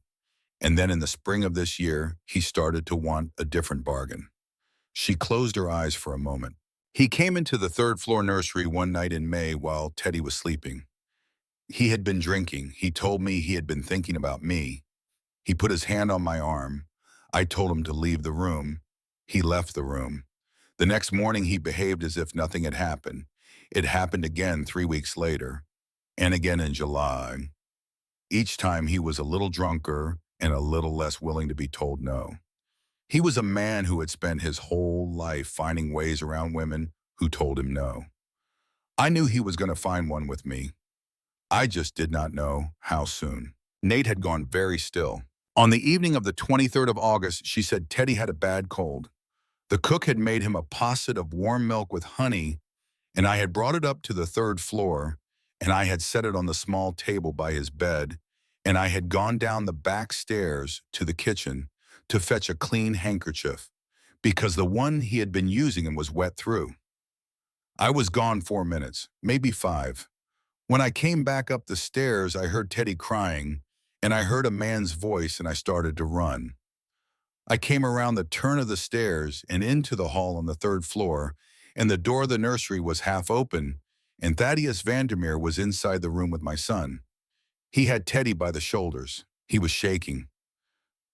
I came through the door, and I put my hands on his arms, and I tried to pull him off the boy, and he turned and he hit me with the back of his hand across the side of my head, and I went down against the foot of the bed, and when I came up off the floor, he had let go of Teddy, and Teddy was at the top of the stairs looking back at me with a face I will never forget for the rest of my life, and Thaddeus Vandermeer reached out and he gave my son one hard push between the shoulder blades. She stopped. She did not look away from Nate's face. Teddy fell down all 23 steps to the second floor landing. He was not conscious when I got to him. There was blood coming out of his ear. I held him in my arms on the landing, and I called his name, and he opened his eyes one time, and he looked at me, and he said, "Mama." And that was the only time in his life he ever called me by that word out loud, and then he was gone. He was 4 years and 5 months old, and the last word he ever said in this world was the word he was not supposed to know. Nate Calder's hand had closed around hers on the table now. Thaddeus Vandermeer came down the stairs slowly. He stood 3 steps above me, and he looked at the body of my son in my lap, and he said very calmly, "The household will hear that you pushed him, Della. The police will hear that you pushed him. The newspapers will hear that you pushed him. You can run tonight, or you can hang next month. Those are your 2 doors." And then he went back up the stairs to his own room, and he closed the door. The wind screamed against the south wall of the cabin. "I went to the nursery," she said. "I took my mother's silver locket out of my own jewelry box. I had cut a lock of Teddy's hair in the spring of last year while he was sleeping, the way I told you in the kitchen at Calder Hollow, because I had a feeling I could not name. I had put the lock of hair in the locket then, and I had been wearing it for a year. I cut a small square out of his nightgown where the blood had soaked through against his ear, and I folded it into the locket beside the hair. I went down the back stairs to the kitchen. There were $47 in the housekeeping jar. I took them all. I went out the kitchen door into the alley behind the house at 10:15 at night on the 23rd of August in the year 1879, and I walked to the Boston and Albany station, and I bought a ticket on the first train going west, and I have not stopped moving since. I read your advertisement in a newspaper in a hotel lobby in Cheyenne. That is what is in the locket. That is the truth I have been carrying." She stopped speaking. For a long time, Nathaniel Calder did not say anything at all. He sat across from her with his hand closed around hers and his amber eyes wet in the orange light. And after a while, he lifted her hand to his face, and he pressed the back of it against his unshaven jaw, and he held it there. When he could speak, he said, Della Calder, you listen to me now. There is no piece of any of this that is your fault. None of it. You did the bravest thing a young woman has ever done in this country, and you did it for 5 years in a row, every morning and every night, and the price for it was a thing no woman should ever be asked to pay. And if Thaddeus Vandermeer ever sets one foot on the ground of this state, I am going to put him in the dirt myself. She made a small sound and put her free hand over her face. And the boy, Nate said very quietly, Theodore Hawkridge. We are going to say his name out loud in this cabin from tonight on, not Vandermeer. Hawkridge. He was his father's son and his mother's other son, and we are going to say his right name in this house. And when we get down off this mountain in the spring, we are going to put a stone for him under a tree somewhere on Calder ground, and his name is going to be on the stone. Do you hear me, Della? I hear you, Nate. He stood up slowly from the table, still holding her hand, and he came around the table to her, and he drew her up out of her chair, and he put his big arms around her and held her against his chest.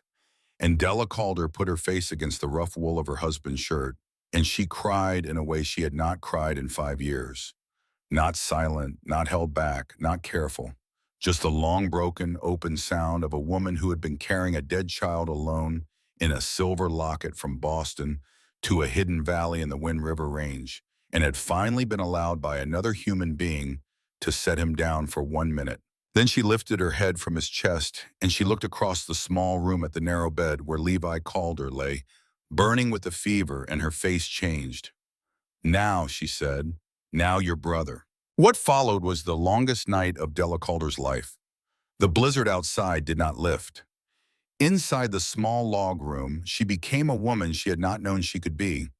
She put a pot of water on the stove and she steeped willow bark in it for the fever, the way Jonah had told her one morning when he had been showing her the medicine plants of the high country. She took every spare blanket in the cabin and she banked them around Levi up to the chin to break the chill. She put her hand on his forehead every quarter hour. When his fever climbed in the third hour, she stripped the blankets back down and she wrung out a square of linen in cool water from the pump, and she laid it on his forehead and along the sides of his neck and on the insides of his big wrists, and she did this over and over through the dark. Nate worked beside her. He fed the stove. He brought her water. He held his brother's shoulders down when the fever made Levi thrash, and once around 3 in the morning, when Levi's breath stopped for a count of 7, and Della thought her own heart had stopped with it, Nate put his big hand flat in the middle of Levi's chest, and he said very quietly, "Not tonight, brother. You are not going tonight." And Levi drew a long, shaking breath and went on breathing. A little before dawn, the fever broke. It broke all at once in a sudden hot sweat that soaked through the blankets. His breathing eased. He opened his eyes for the first time in 9 hours, and he looked up at Della Calder bending over him with a damp cloth in her hand, and he tried to speak. "Hush, brother," she said, and her voice was so tired it surprised her. "Hush. You are all right. You are going to be all right. I am right here. Yee." Levi swallowed. He tried again. "Sister," he said. That was the only word he managed before he slid back down into a real sleep. Della laid the damp cloth on the small table beside the bed, and she put her 2 hands over her face and her shoulders shook for a moment. And Nathaniel Calder, who had been kneeling on the other side of the narrow bed all night, with his hand on his brother's shoulder, reached across the small space and laid his big hand on the back of his wife's neck. The blizzard finished itself out around noon of that day. The wind died. A hard, clear cold settled into the hidden valley. Levi slept for most of the day. When he woke in the late afternoon, he was weak, but he was clear-eyed, and Della fed him broth from a tin spoon, and after the second spoonful, he looked at her with his dark amber eyes, and he said in a voice that was almost his own again, "You sat up with me." "Yes." "All night." "Yes, Levi." He looked at her for a long moment. "My mother sat up with me when I had the fever in the winter of '64. I was 12 years old. I have not had anybody sit up with me like that since the day she died. I want you to know that I know what you did, Della Calder. I am not going to forget it. I am not going to forget it for as long as God leaves me above the dirt." Then he turned his face into the pillow and went back to sleep, and Della sat by the narrow bed with the empty broth bowl in her lap, and she understood that something had been given to her in this small log room in the middle of a blizzard at the top of the world that was not going to be taken away from her ever by Thaddeus Vandermeer or by any other man who had ever lived. The days after the blizzard moved slowly. Levi mended a little more each morning. By the end of the 3rd week, he was helping Nate clear snow from the front step and feed the horses in the lean-to. The cough stayed in his chest for a long time after the fever left, but it grew shallower week by week, and by the time the deep cold of January came down on the hidden valley, he was almost the man he had been before. Della and Nate in those long, quiet weeks learned each other. He taught her to clean a rifle. She taught him to read a passage of the Psalms aloud without stumbling. He told her about the year he had ridden up to the Powder River country alone at 19 and almost not come back. She told him about her mother's hands on a borrowed parlor piano in a parsonage in Concord. They slept in the same bed every night now. He stayed on top of the gray blanket. She stayed under it. He laid his arm across the small shape of her shoulder, and she fell asleep with her cheek against the inside of his elbow, and the silver locket against her throat went on being the silver locket, but the weight of the locket had changed. It was no longer a stone she was carrying alone. It was a lantern she was carrying with two other people walking alongside her in the dark. It was on the morning of the 14th of February, by Nate's careful pencil mark on the inside of the cabin door, that Eamon Brackett came down out of the high pass. He came into the hidden valley on a thin gray mountain pony with snow caked up to its knees and a long horn rifle across his back and a pack of letters wrapped in oilcloth tied to his saddle horn. He was a small, wiry old man with a white beard down to the second button of his coat and a face the color and texture of a saddle that had been left out in 20 winters of weather. Levi, watching from the doorway of the cabin with his hand on the door frame for balance, said quietly, "That is Eamon Brackett. He used to run sheep up on the high meadows for our father when we were boys. Nobody knows these mountains the way Eamon Brackett knows them. If Jonah needed to send word, he would have sent it with Eamon." Eamon Brackett rode up to the front step of the cabin and swung down with an old man's care. "Calder boys," he said. "Mrs. Calder, your brother sent me. He said to put this in your hand and not in any other hand, Nathaniel Calder." He held out the oilcloth packet. Nate took it. He unwrapped the oilcloth slowly. Inside, there was a single folded sheet of paper. He opened the paper and he read it standing in the doorway of the cabin in the cold gray February light, and Della watched his face as he read. He read the letter twice. Then he looked up at Eamon Brackett. "Come inside, Eamon," he said quietly. "Come and sit by the fire. There is coffee." Eamon Brackett came in and sat by the fire. Della poured him a cup of coffee with hands that had begun to tremble a little without her permission. Levi closed the cabin door and slid the bar across it. "Read it out, Nate," Levi said. Nate looked at his wife. "All of it." "All of it," Della said. "Read it out, Nate." Nate Calder cleared his throat and read the letter out loud. Brother Jonah had written in his careful, slow schoolroom hand, "It is the 18th of January as I write this. I am sending it with Eamon when the pass clears. The 3 men I told you about in October are still here. They have been joined by 4 more. Thaddeus Vandermeer arrived in Stillwater Bend on the noon stage from Cheyenne on the 11th of January. He is a tall, thin man in a long, dark coat with a silver-headed walking stick. He has put up at the hotel as if he owns it. He has posted a public reward of $1,000 for any information leading to the arrest of his wife's former governess, Cordelia Ashbrook, for the murder of his son, Theodore Vandermeer, in Boston in August. The reward is more money than most men in this county will see in 2 years of honest work." Sheriff Greaves came out to Calder Hollow on the morning of the 15th of January. He sat at our kitchen table and he drank the coffee I gave him, and he said the words a man like him has to say. He said the federal warrant from Massachusetts is real. He said also that he did not believe what he had been told about her. He said it in just those words. He said that if he was a man in my position, he would be looking for a way to get her case heard by a court that was not Thaddeus Vandermeer's court. Reverend Wickham has been writing letters for me.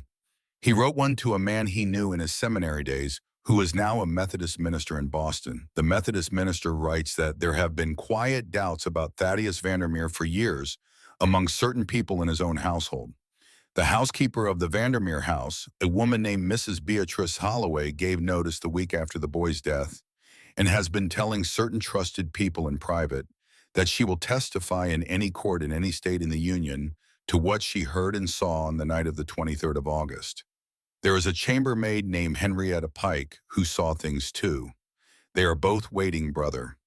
They are waiting for somebody to ask them. A federal marshal named Jeremiah Hollins is riding up to Stillwater Bend from Cheyenne by the end of the month. He is the kind of marshal who outranks a county sheriff and a small-town reward poster both.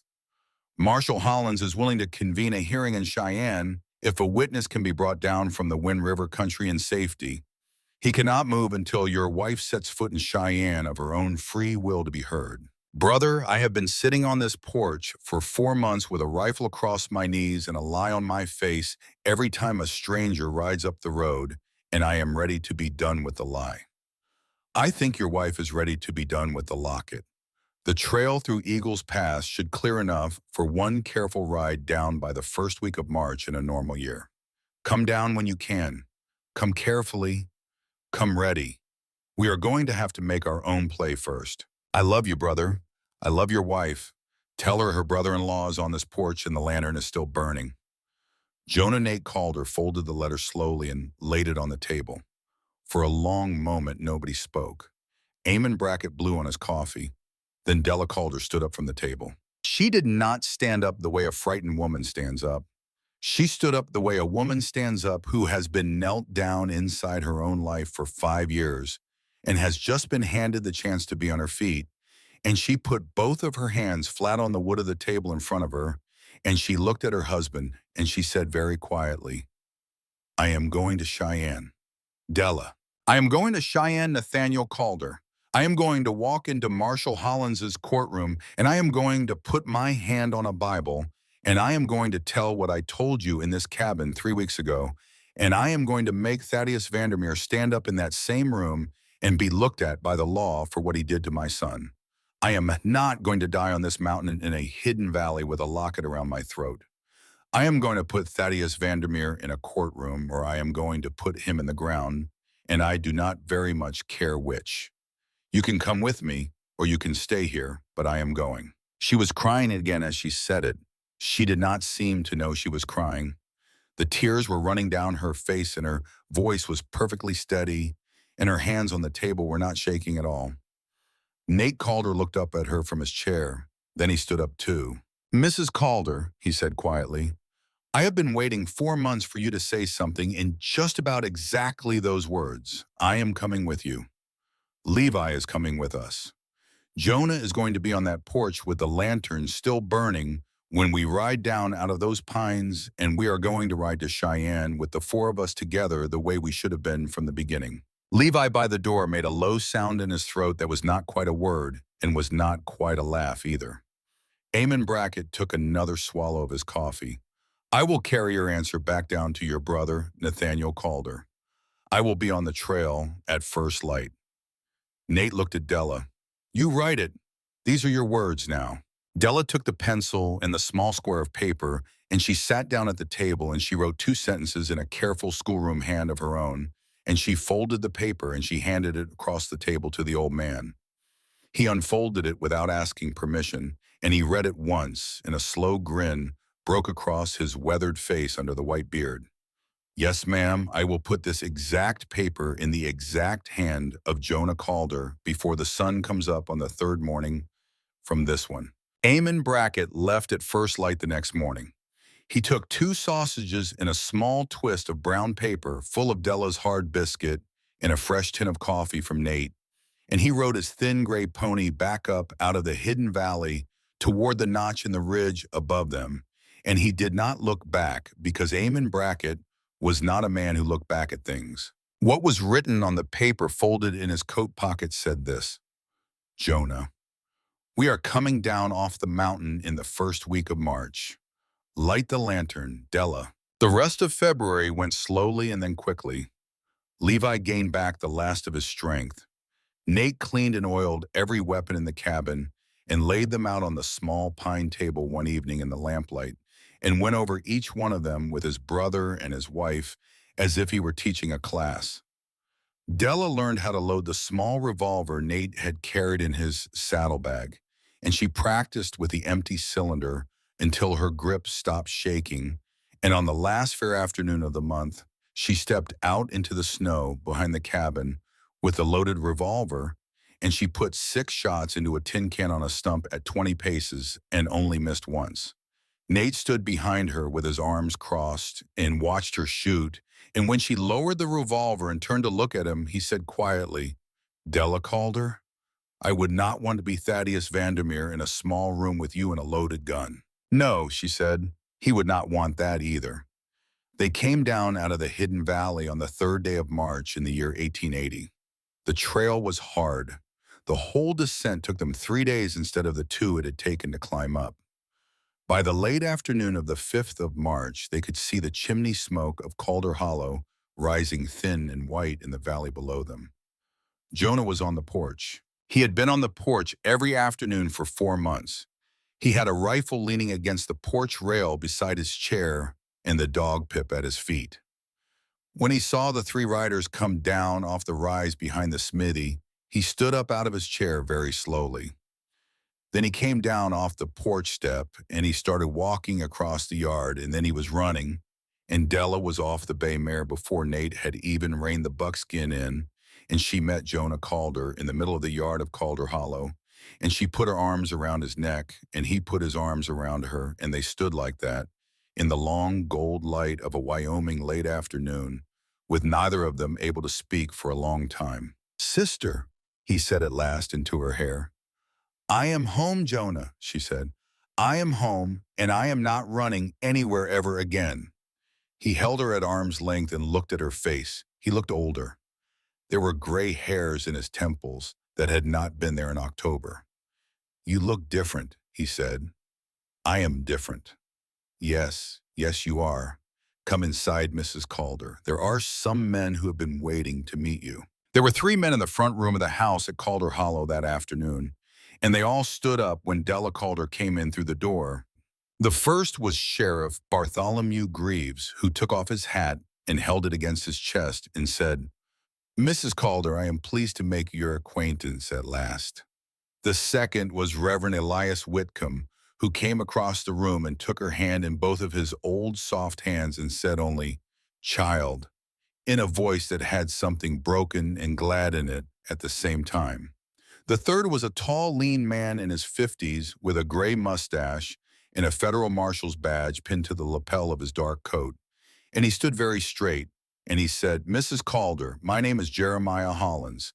I am the United States Marshal for the District of Wyoming. I have ridden up here from Cheyenne to meet you in person because I wanted to look you in the face before I asked you to do what I am about to ask you to do." "Yes," she said. He looked at her for a long moment. "Mrs. Calder, I want you to know something before we go one step further. I have been a federal marshal for 21 years. I have learned how to tell when a person is lying to me about a killing. You are not lying. I knew it before you opened your mouth. I am going to take this case to the federal courthouse in Cheyenne, and I am going to convene a hearing under my own authority on the second Monday of this month, and I am going to subpoena Mrs. Beatrice Holloway and Miss Henrietta Pike from Boston by emergency federal warrant, and I am going to put Thaddeus Vandermeer on the witness stand if it is the last thing I ever do as a marshal of these United States." "There is just one thing," she said. "Name it, ma'am." "Thaddeus Vandermeer is in Stillwater Bend right now with 11 hired men. He is not going to let me ride to Cheyenne. He cannot afford to let me into your courtroom alive. You and I both know it." Marshal Hollins's gray mustache moved very slightly at one corner. "Yes, ma'am, I have brought 4 deputies with me, with your husband and his brothers and the sheriff here, and the reverend that gives us 9 men of our own. Vandermeer has 11.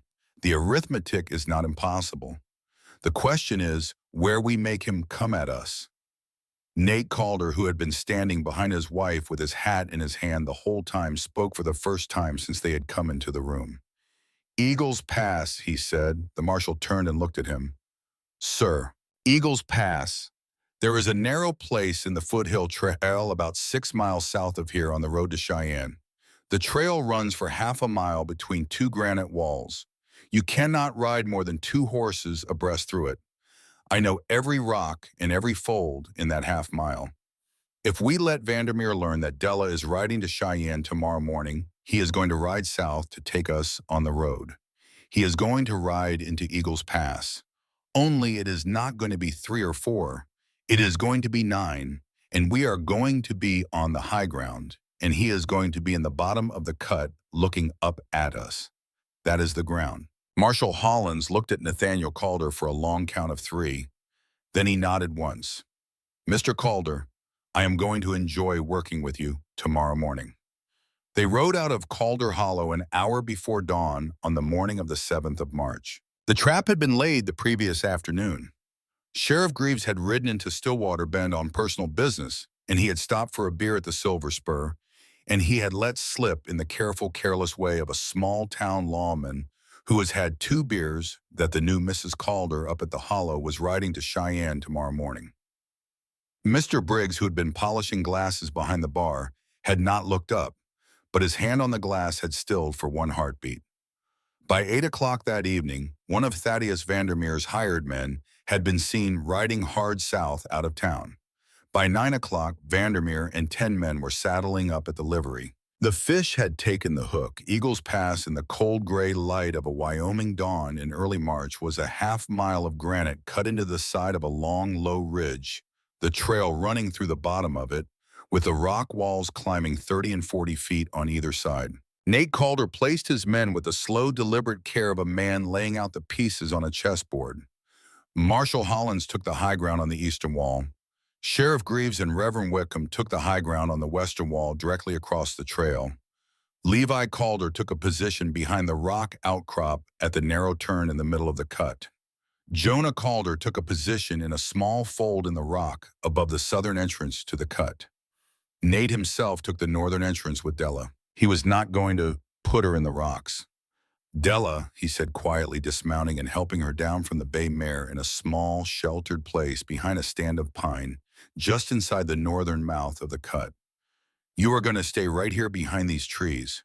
You have your revolver in your right hand, and you do not move from this spot for any reason at all unless I myself come and tell you to move."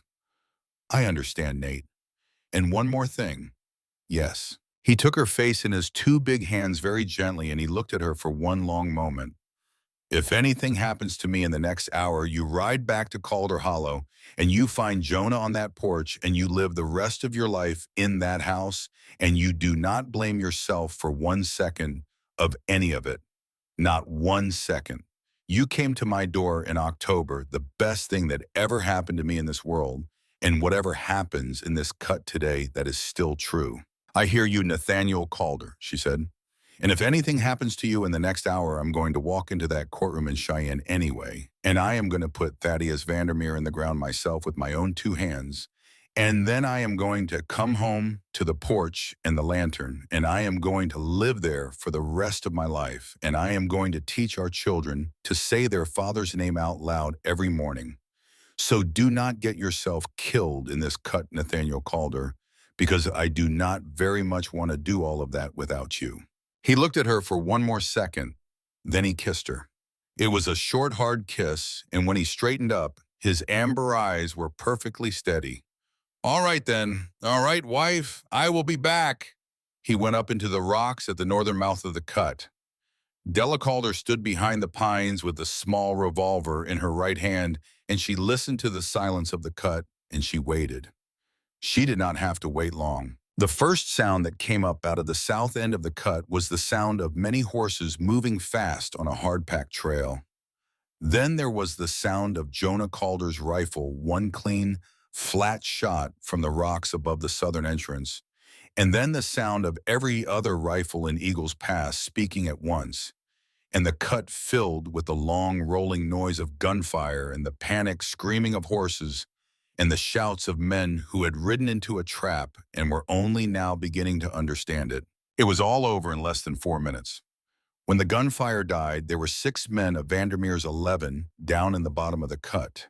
Of the other 5, 2 had thrown their rifles down and put their hands up, and the other 3 had managed to wheel their horses around in the narrow trail and ride hard back south, which was not going to do them any good because Marshal Hollins had a second pair of deputies waiting on the south road for exactly that contingency. Of the 9 men under Marshal Hollins's command, 8 were unhurt.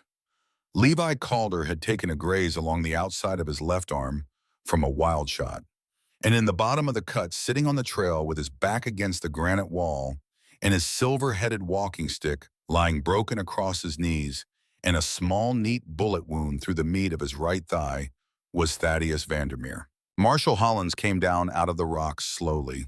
He walked across the bottom of the cut to where Thaddeus Vandermeer was sitting, and he stood over him for a long moment without speaking. Then he took a folded paper out of the inside pocket of his coat, and he opened it, and he read it aloud. Thaddeus Vandermeer of Boston, Massachusetts, by the authority of the United States Marshal for the District of Wyoming and under federal warrant pursuant to the unsolved death of Theodore Vandermeer in the city of Boston on the night of the 23rd of August, 1879, I am placing you under arrest and remanding you to federal custody for transport to Cheyenne. Thaddeus Vandermeer looked up at him with a face the color of old paper. He did not answer. Marshal Hollins did not need him to answer. Della came down out of the pines at the northern end of the cut, with the small revolver still in her right hand and the bay mare walking beside her on a loose rein. She walked the length of the cut slowly. She passed the wounded men without looking at them. Nate and Jonah and Levi came down out of their separate places in the rocks and walked along behind her without a word, and she came to the place where Thaddeus Vandermeer was sitting against the granite wall, and she stopped about 10 feet from him. He looked up at her. Recognition came into his face slowly. "Cordelia," he said, "that is not my name." "What did you call yourself out here then?" "Della Calder. Mrs. Della Calder of Calder Hollow in the Wind River country in the territory of Wyoming. I am the wife of Nathaniel Calder, who is standing right behind me, and the sister-in-law of Jonah Calder and Levi Calder, who are standing behind him. I am going to ride to Cheyenne tomorrow morning with these 3 men and the marshal of this district, and I am going to walk into that federal courthouse on Monday morning, and I am going to put my hand on a Bible in front of Mrs. Beatrice Holloway and Miss Henrietta Pike, and I am going to tell the truth about what happened on the 3rd floor of your house on the night of the 23rd of August. I came down here so that you would know it was me telling you and not anybody else." He stared up at her. "They will not believe you," he said. "They will believe me. They always believe me." Della Calder smiled. It was a very small smile. It was the smile of a woman who had carried a dead child in a silver locket from Boston to a hidden valley in the Wind River Range, and had finally, at the bottom of a granite cut in early March, set the locket down on the rock for 1 full minute and stood up straight without it. "Not this time, Thaddeus. This time they are going to believe me, because this time there are 9 men standing in this cut who have heard the whole of it from my own mouth. And there is a federal marshal taking notes, and there are 2 women in Boston who have been waiting 5 months for somebody to ask them. And there is a boy named Theodore Hawkridge who is going to have his right name said out loud in a courtroom for the first time in his short life. Not this time. Goodbye, Thaddeus. I will see you on Monday morning." She turned her back on him. She walked the length of the cut back to the northern mouth, with Nate Calder walking beside her on her right, and Jonah Calder walking on her left, and Levi Calder walking behind her, holding his bleeding left arm, and the morning sun finally cleared the eastern wall of the cut and laid a long band of yellow light along the trail in front of them. The federal hearing in Cheyenne the following Monday lasted for 3 full days. Mrs. Beatrice Holloway came on the noon train from Boston on the Sunday evening, accompanied by Miss Henrietta Pike. Both women testified on the second day. Mrs. Holloway told the court in a voice that did not shake once what she had heard from the front hall on the night of the 23rd of August. She had heard a man's heavy footsteps going up the front stairs to the 3rd floor. She had heard a child crying. She had heard the unmistakable sound of a small body falling down a long flight of stairs. She had come up the back stairs to the 2nd floor landing, and she had seen Della Ashbrook on the floor with the boy's body in her lap. And she had seen Thaddeus Vandermeer coming down the front stairs from the 3rd floor calmly and slowly, and she had seen the look on his face. Miss Henrietta Pike testified that she had been turning down the bed in the master bedroom on the 3rd floor, and that she had heard Thaddeus Vandermeer's voice in the nursery, and that she had heard him saying things to the boy that she would not repeat in mixed company. Della Calder took the stand on the morning of the 3rd day, and she told the whole story beginning with a young printer named Silas Hawkridge in the front hall of a Boston townhouse in the summer of 1874, and she told it in a clear, quiet voice that did not break once. And when she was done, the small federal courtroom in Cheyenne was so quiet that the only sound in it was the scratch of the court reporter's pen on his paper. The jury was out for 37 minutes.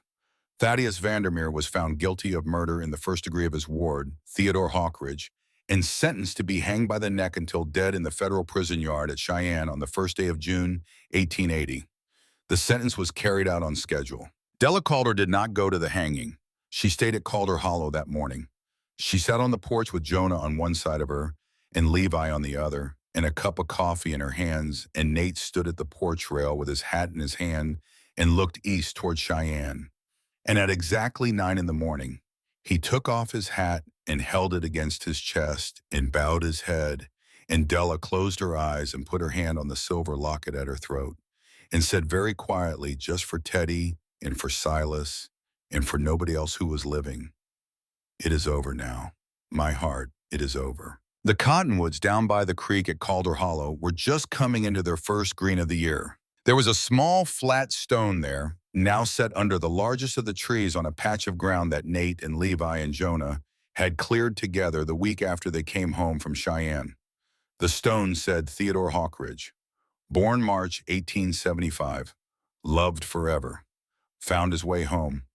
Della went down to the cottonwoods every morning that spring with a tin cup of coffee in her hand, and she sat on the grass beside the small stone, and she talked to her son for a little while, and she came back up to the house feeling lighter every day than she had felt the day before. In the second week of May, she stood up from her chair at the supper table in the front room of the house, and she set her napkin down very carefully, and she said, "Nate."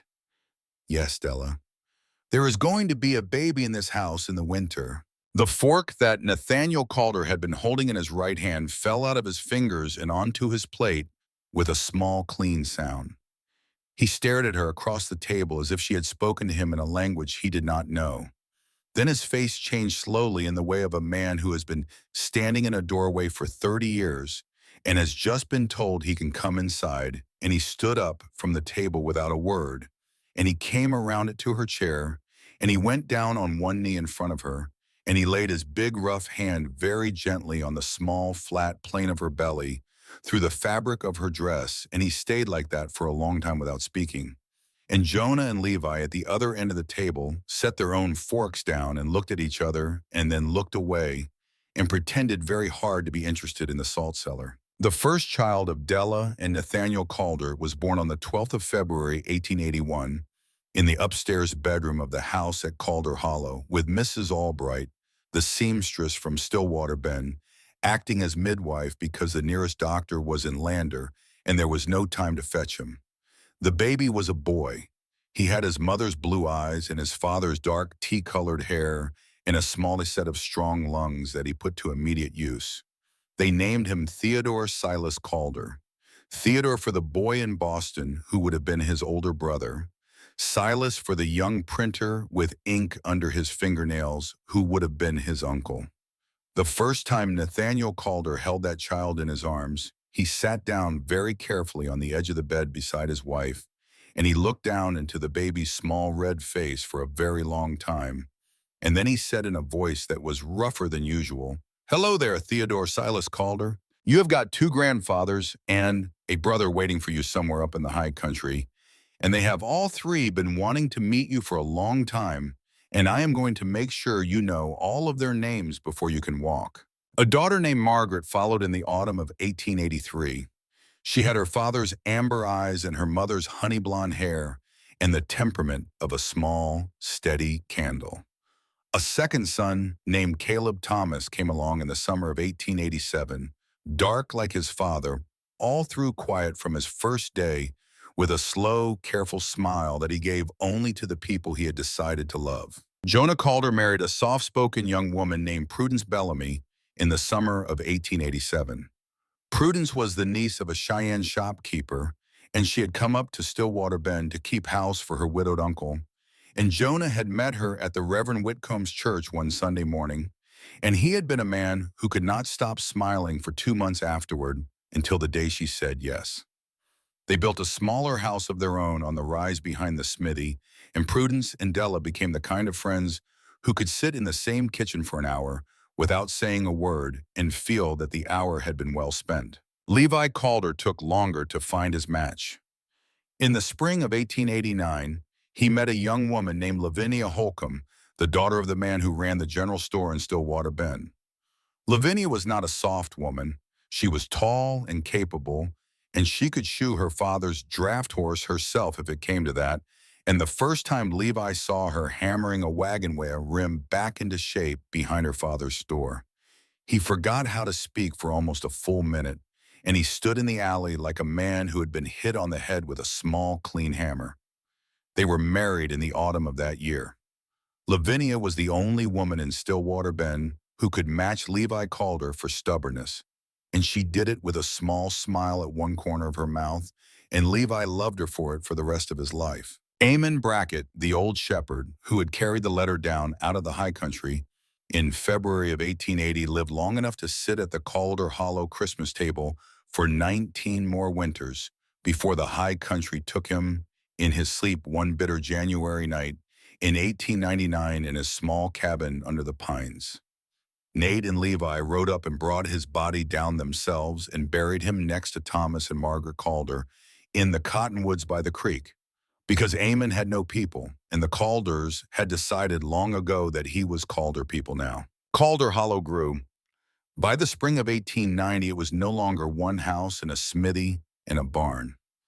It was 3 houses and an expanded smithy and 2 new barns and a small bunkhouse for the 4 hired men they had brought on to help with the cattle, and a kitchen garden the size of the original house, and a cluster of children who answered to the names Theodore and Margaret and Caleb and Hawkridge Jonah, and Prudence's first name for an uncle he had never met, and Cordelia Bell Levi, and Lavinia's first name for an aunt who cried when she heard the name. The seasons turned. Reverend Elias Whitcomb died in his sleep in the second week of October 1895 at the age of 81. The whole of Stillwater Bend turned out for his funeral. Della Calder laid a small bunch of dried sage on his coffin and bent down and whispered, "Thank you for believing me, old friend," and walked back to her seat with her head high. Sheriff Bartholomew Greaves retired from the office of sheriff of the county in the autumn of 1898 after 24 years in the job. He came out to Calder Hollow for supper on the first Sunday of his retirement, and he sat at the long table in the big front room with all 4 Calder couples and all of their children, and he ate Della's sourdough bread with butter from the small crock, and he said in the middle of the meal, "Mrs. Calder, this is the best bread I have eaten in 24 years.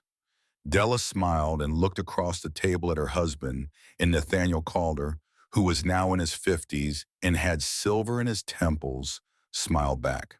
The new century came in, 1900, 1901, 1905. Theodore Silas Calder grew tall and dark like his father, and he married a girl from Lander in 1903 and brought her home to a small house he built himself on the eastern slope of the valley, and his first child was a girl he named Della Margaret.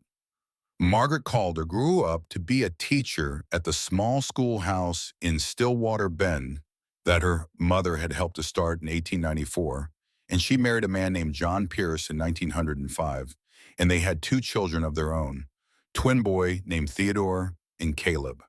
Caleb Thomas Calder, the youngest, the quiet one, married last in 1908 to a young widow with 1 little girl already, and he became a father to that little girl on the day of his wedding without anybody having to tell him to.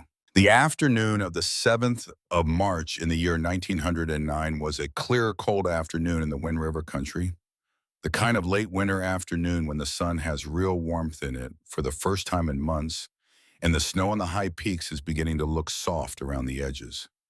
Della Calder, who was now 52 years old, came out of the kitchen door of the big house at Calder Hollow with a tin cup of coffee in her hands, and walked across the porch and sat down in the rocking chair that Levi had built for her in the autumn of 1890. She wore a heavy gray shawl over her shoulders.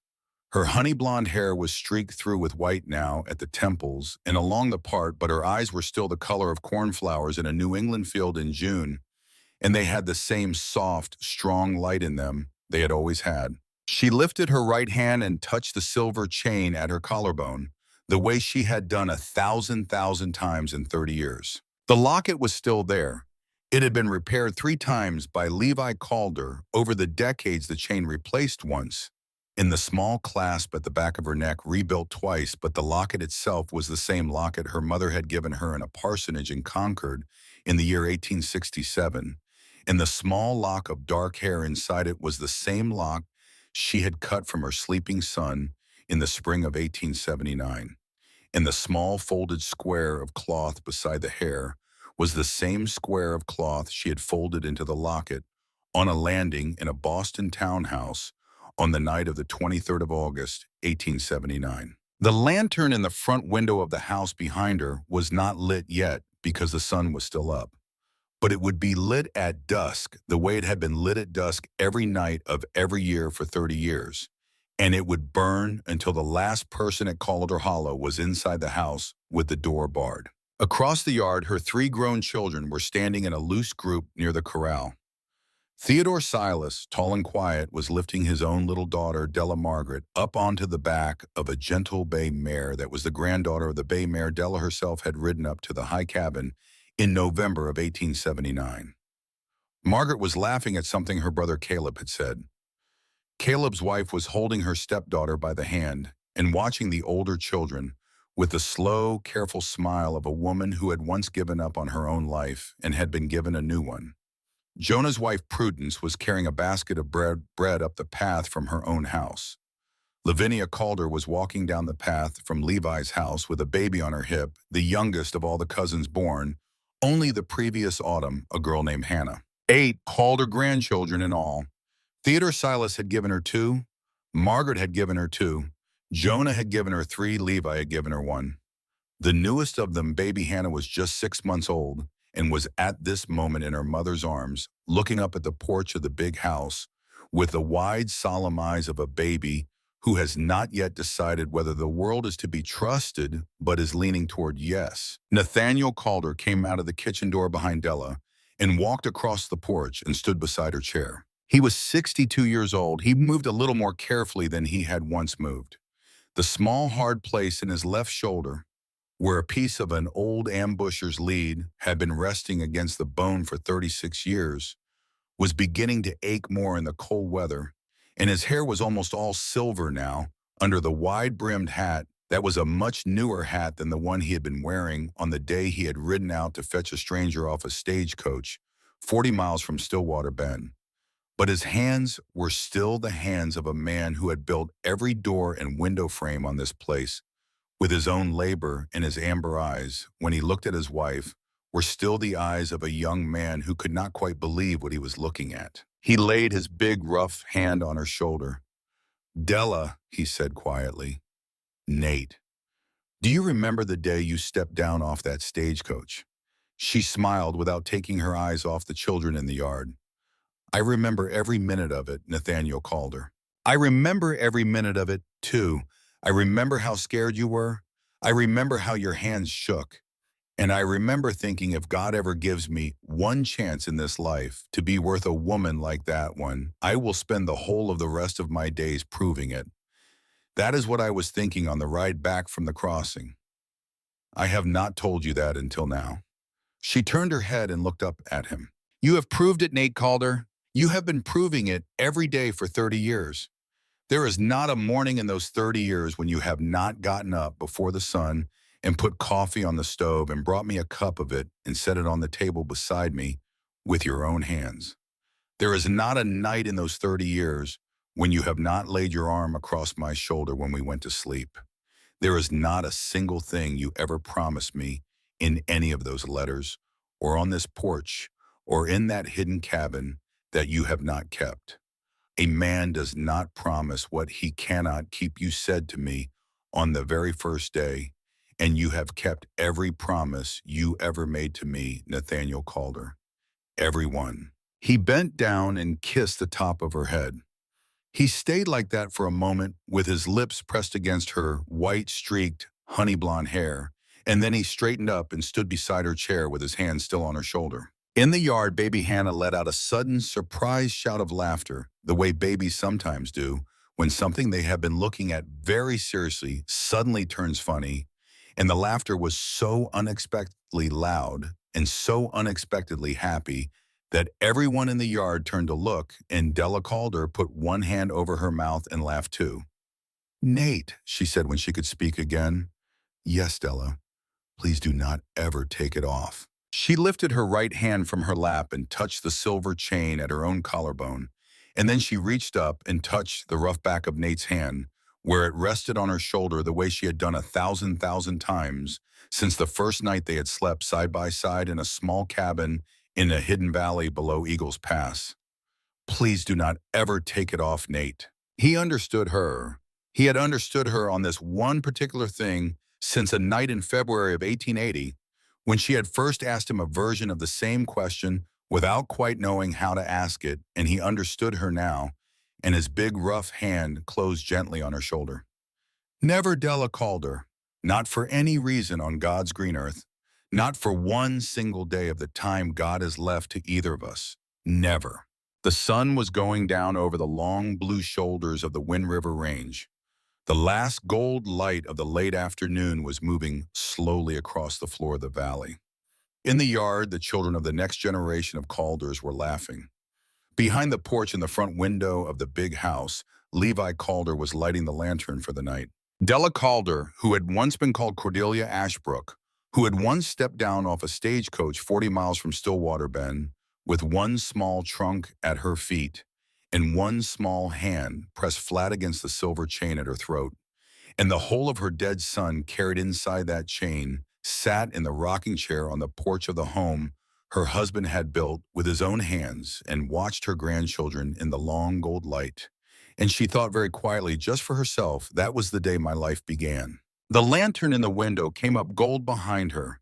The wind moved through the long, pale grass of the valley, and the smoke from the chimney of the big house at Calder Hollow climbed up white and thin into the darkening sky over the Wind River country, the way it had climbed every evening of every year for 30 years, the way it would climb for many more evenings still to come.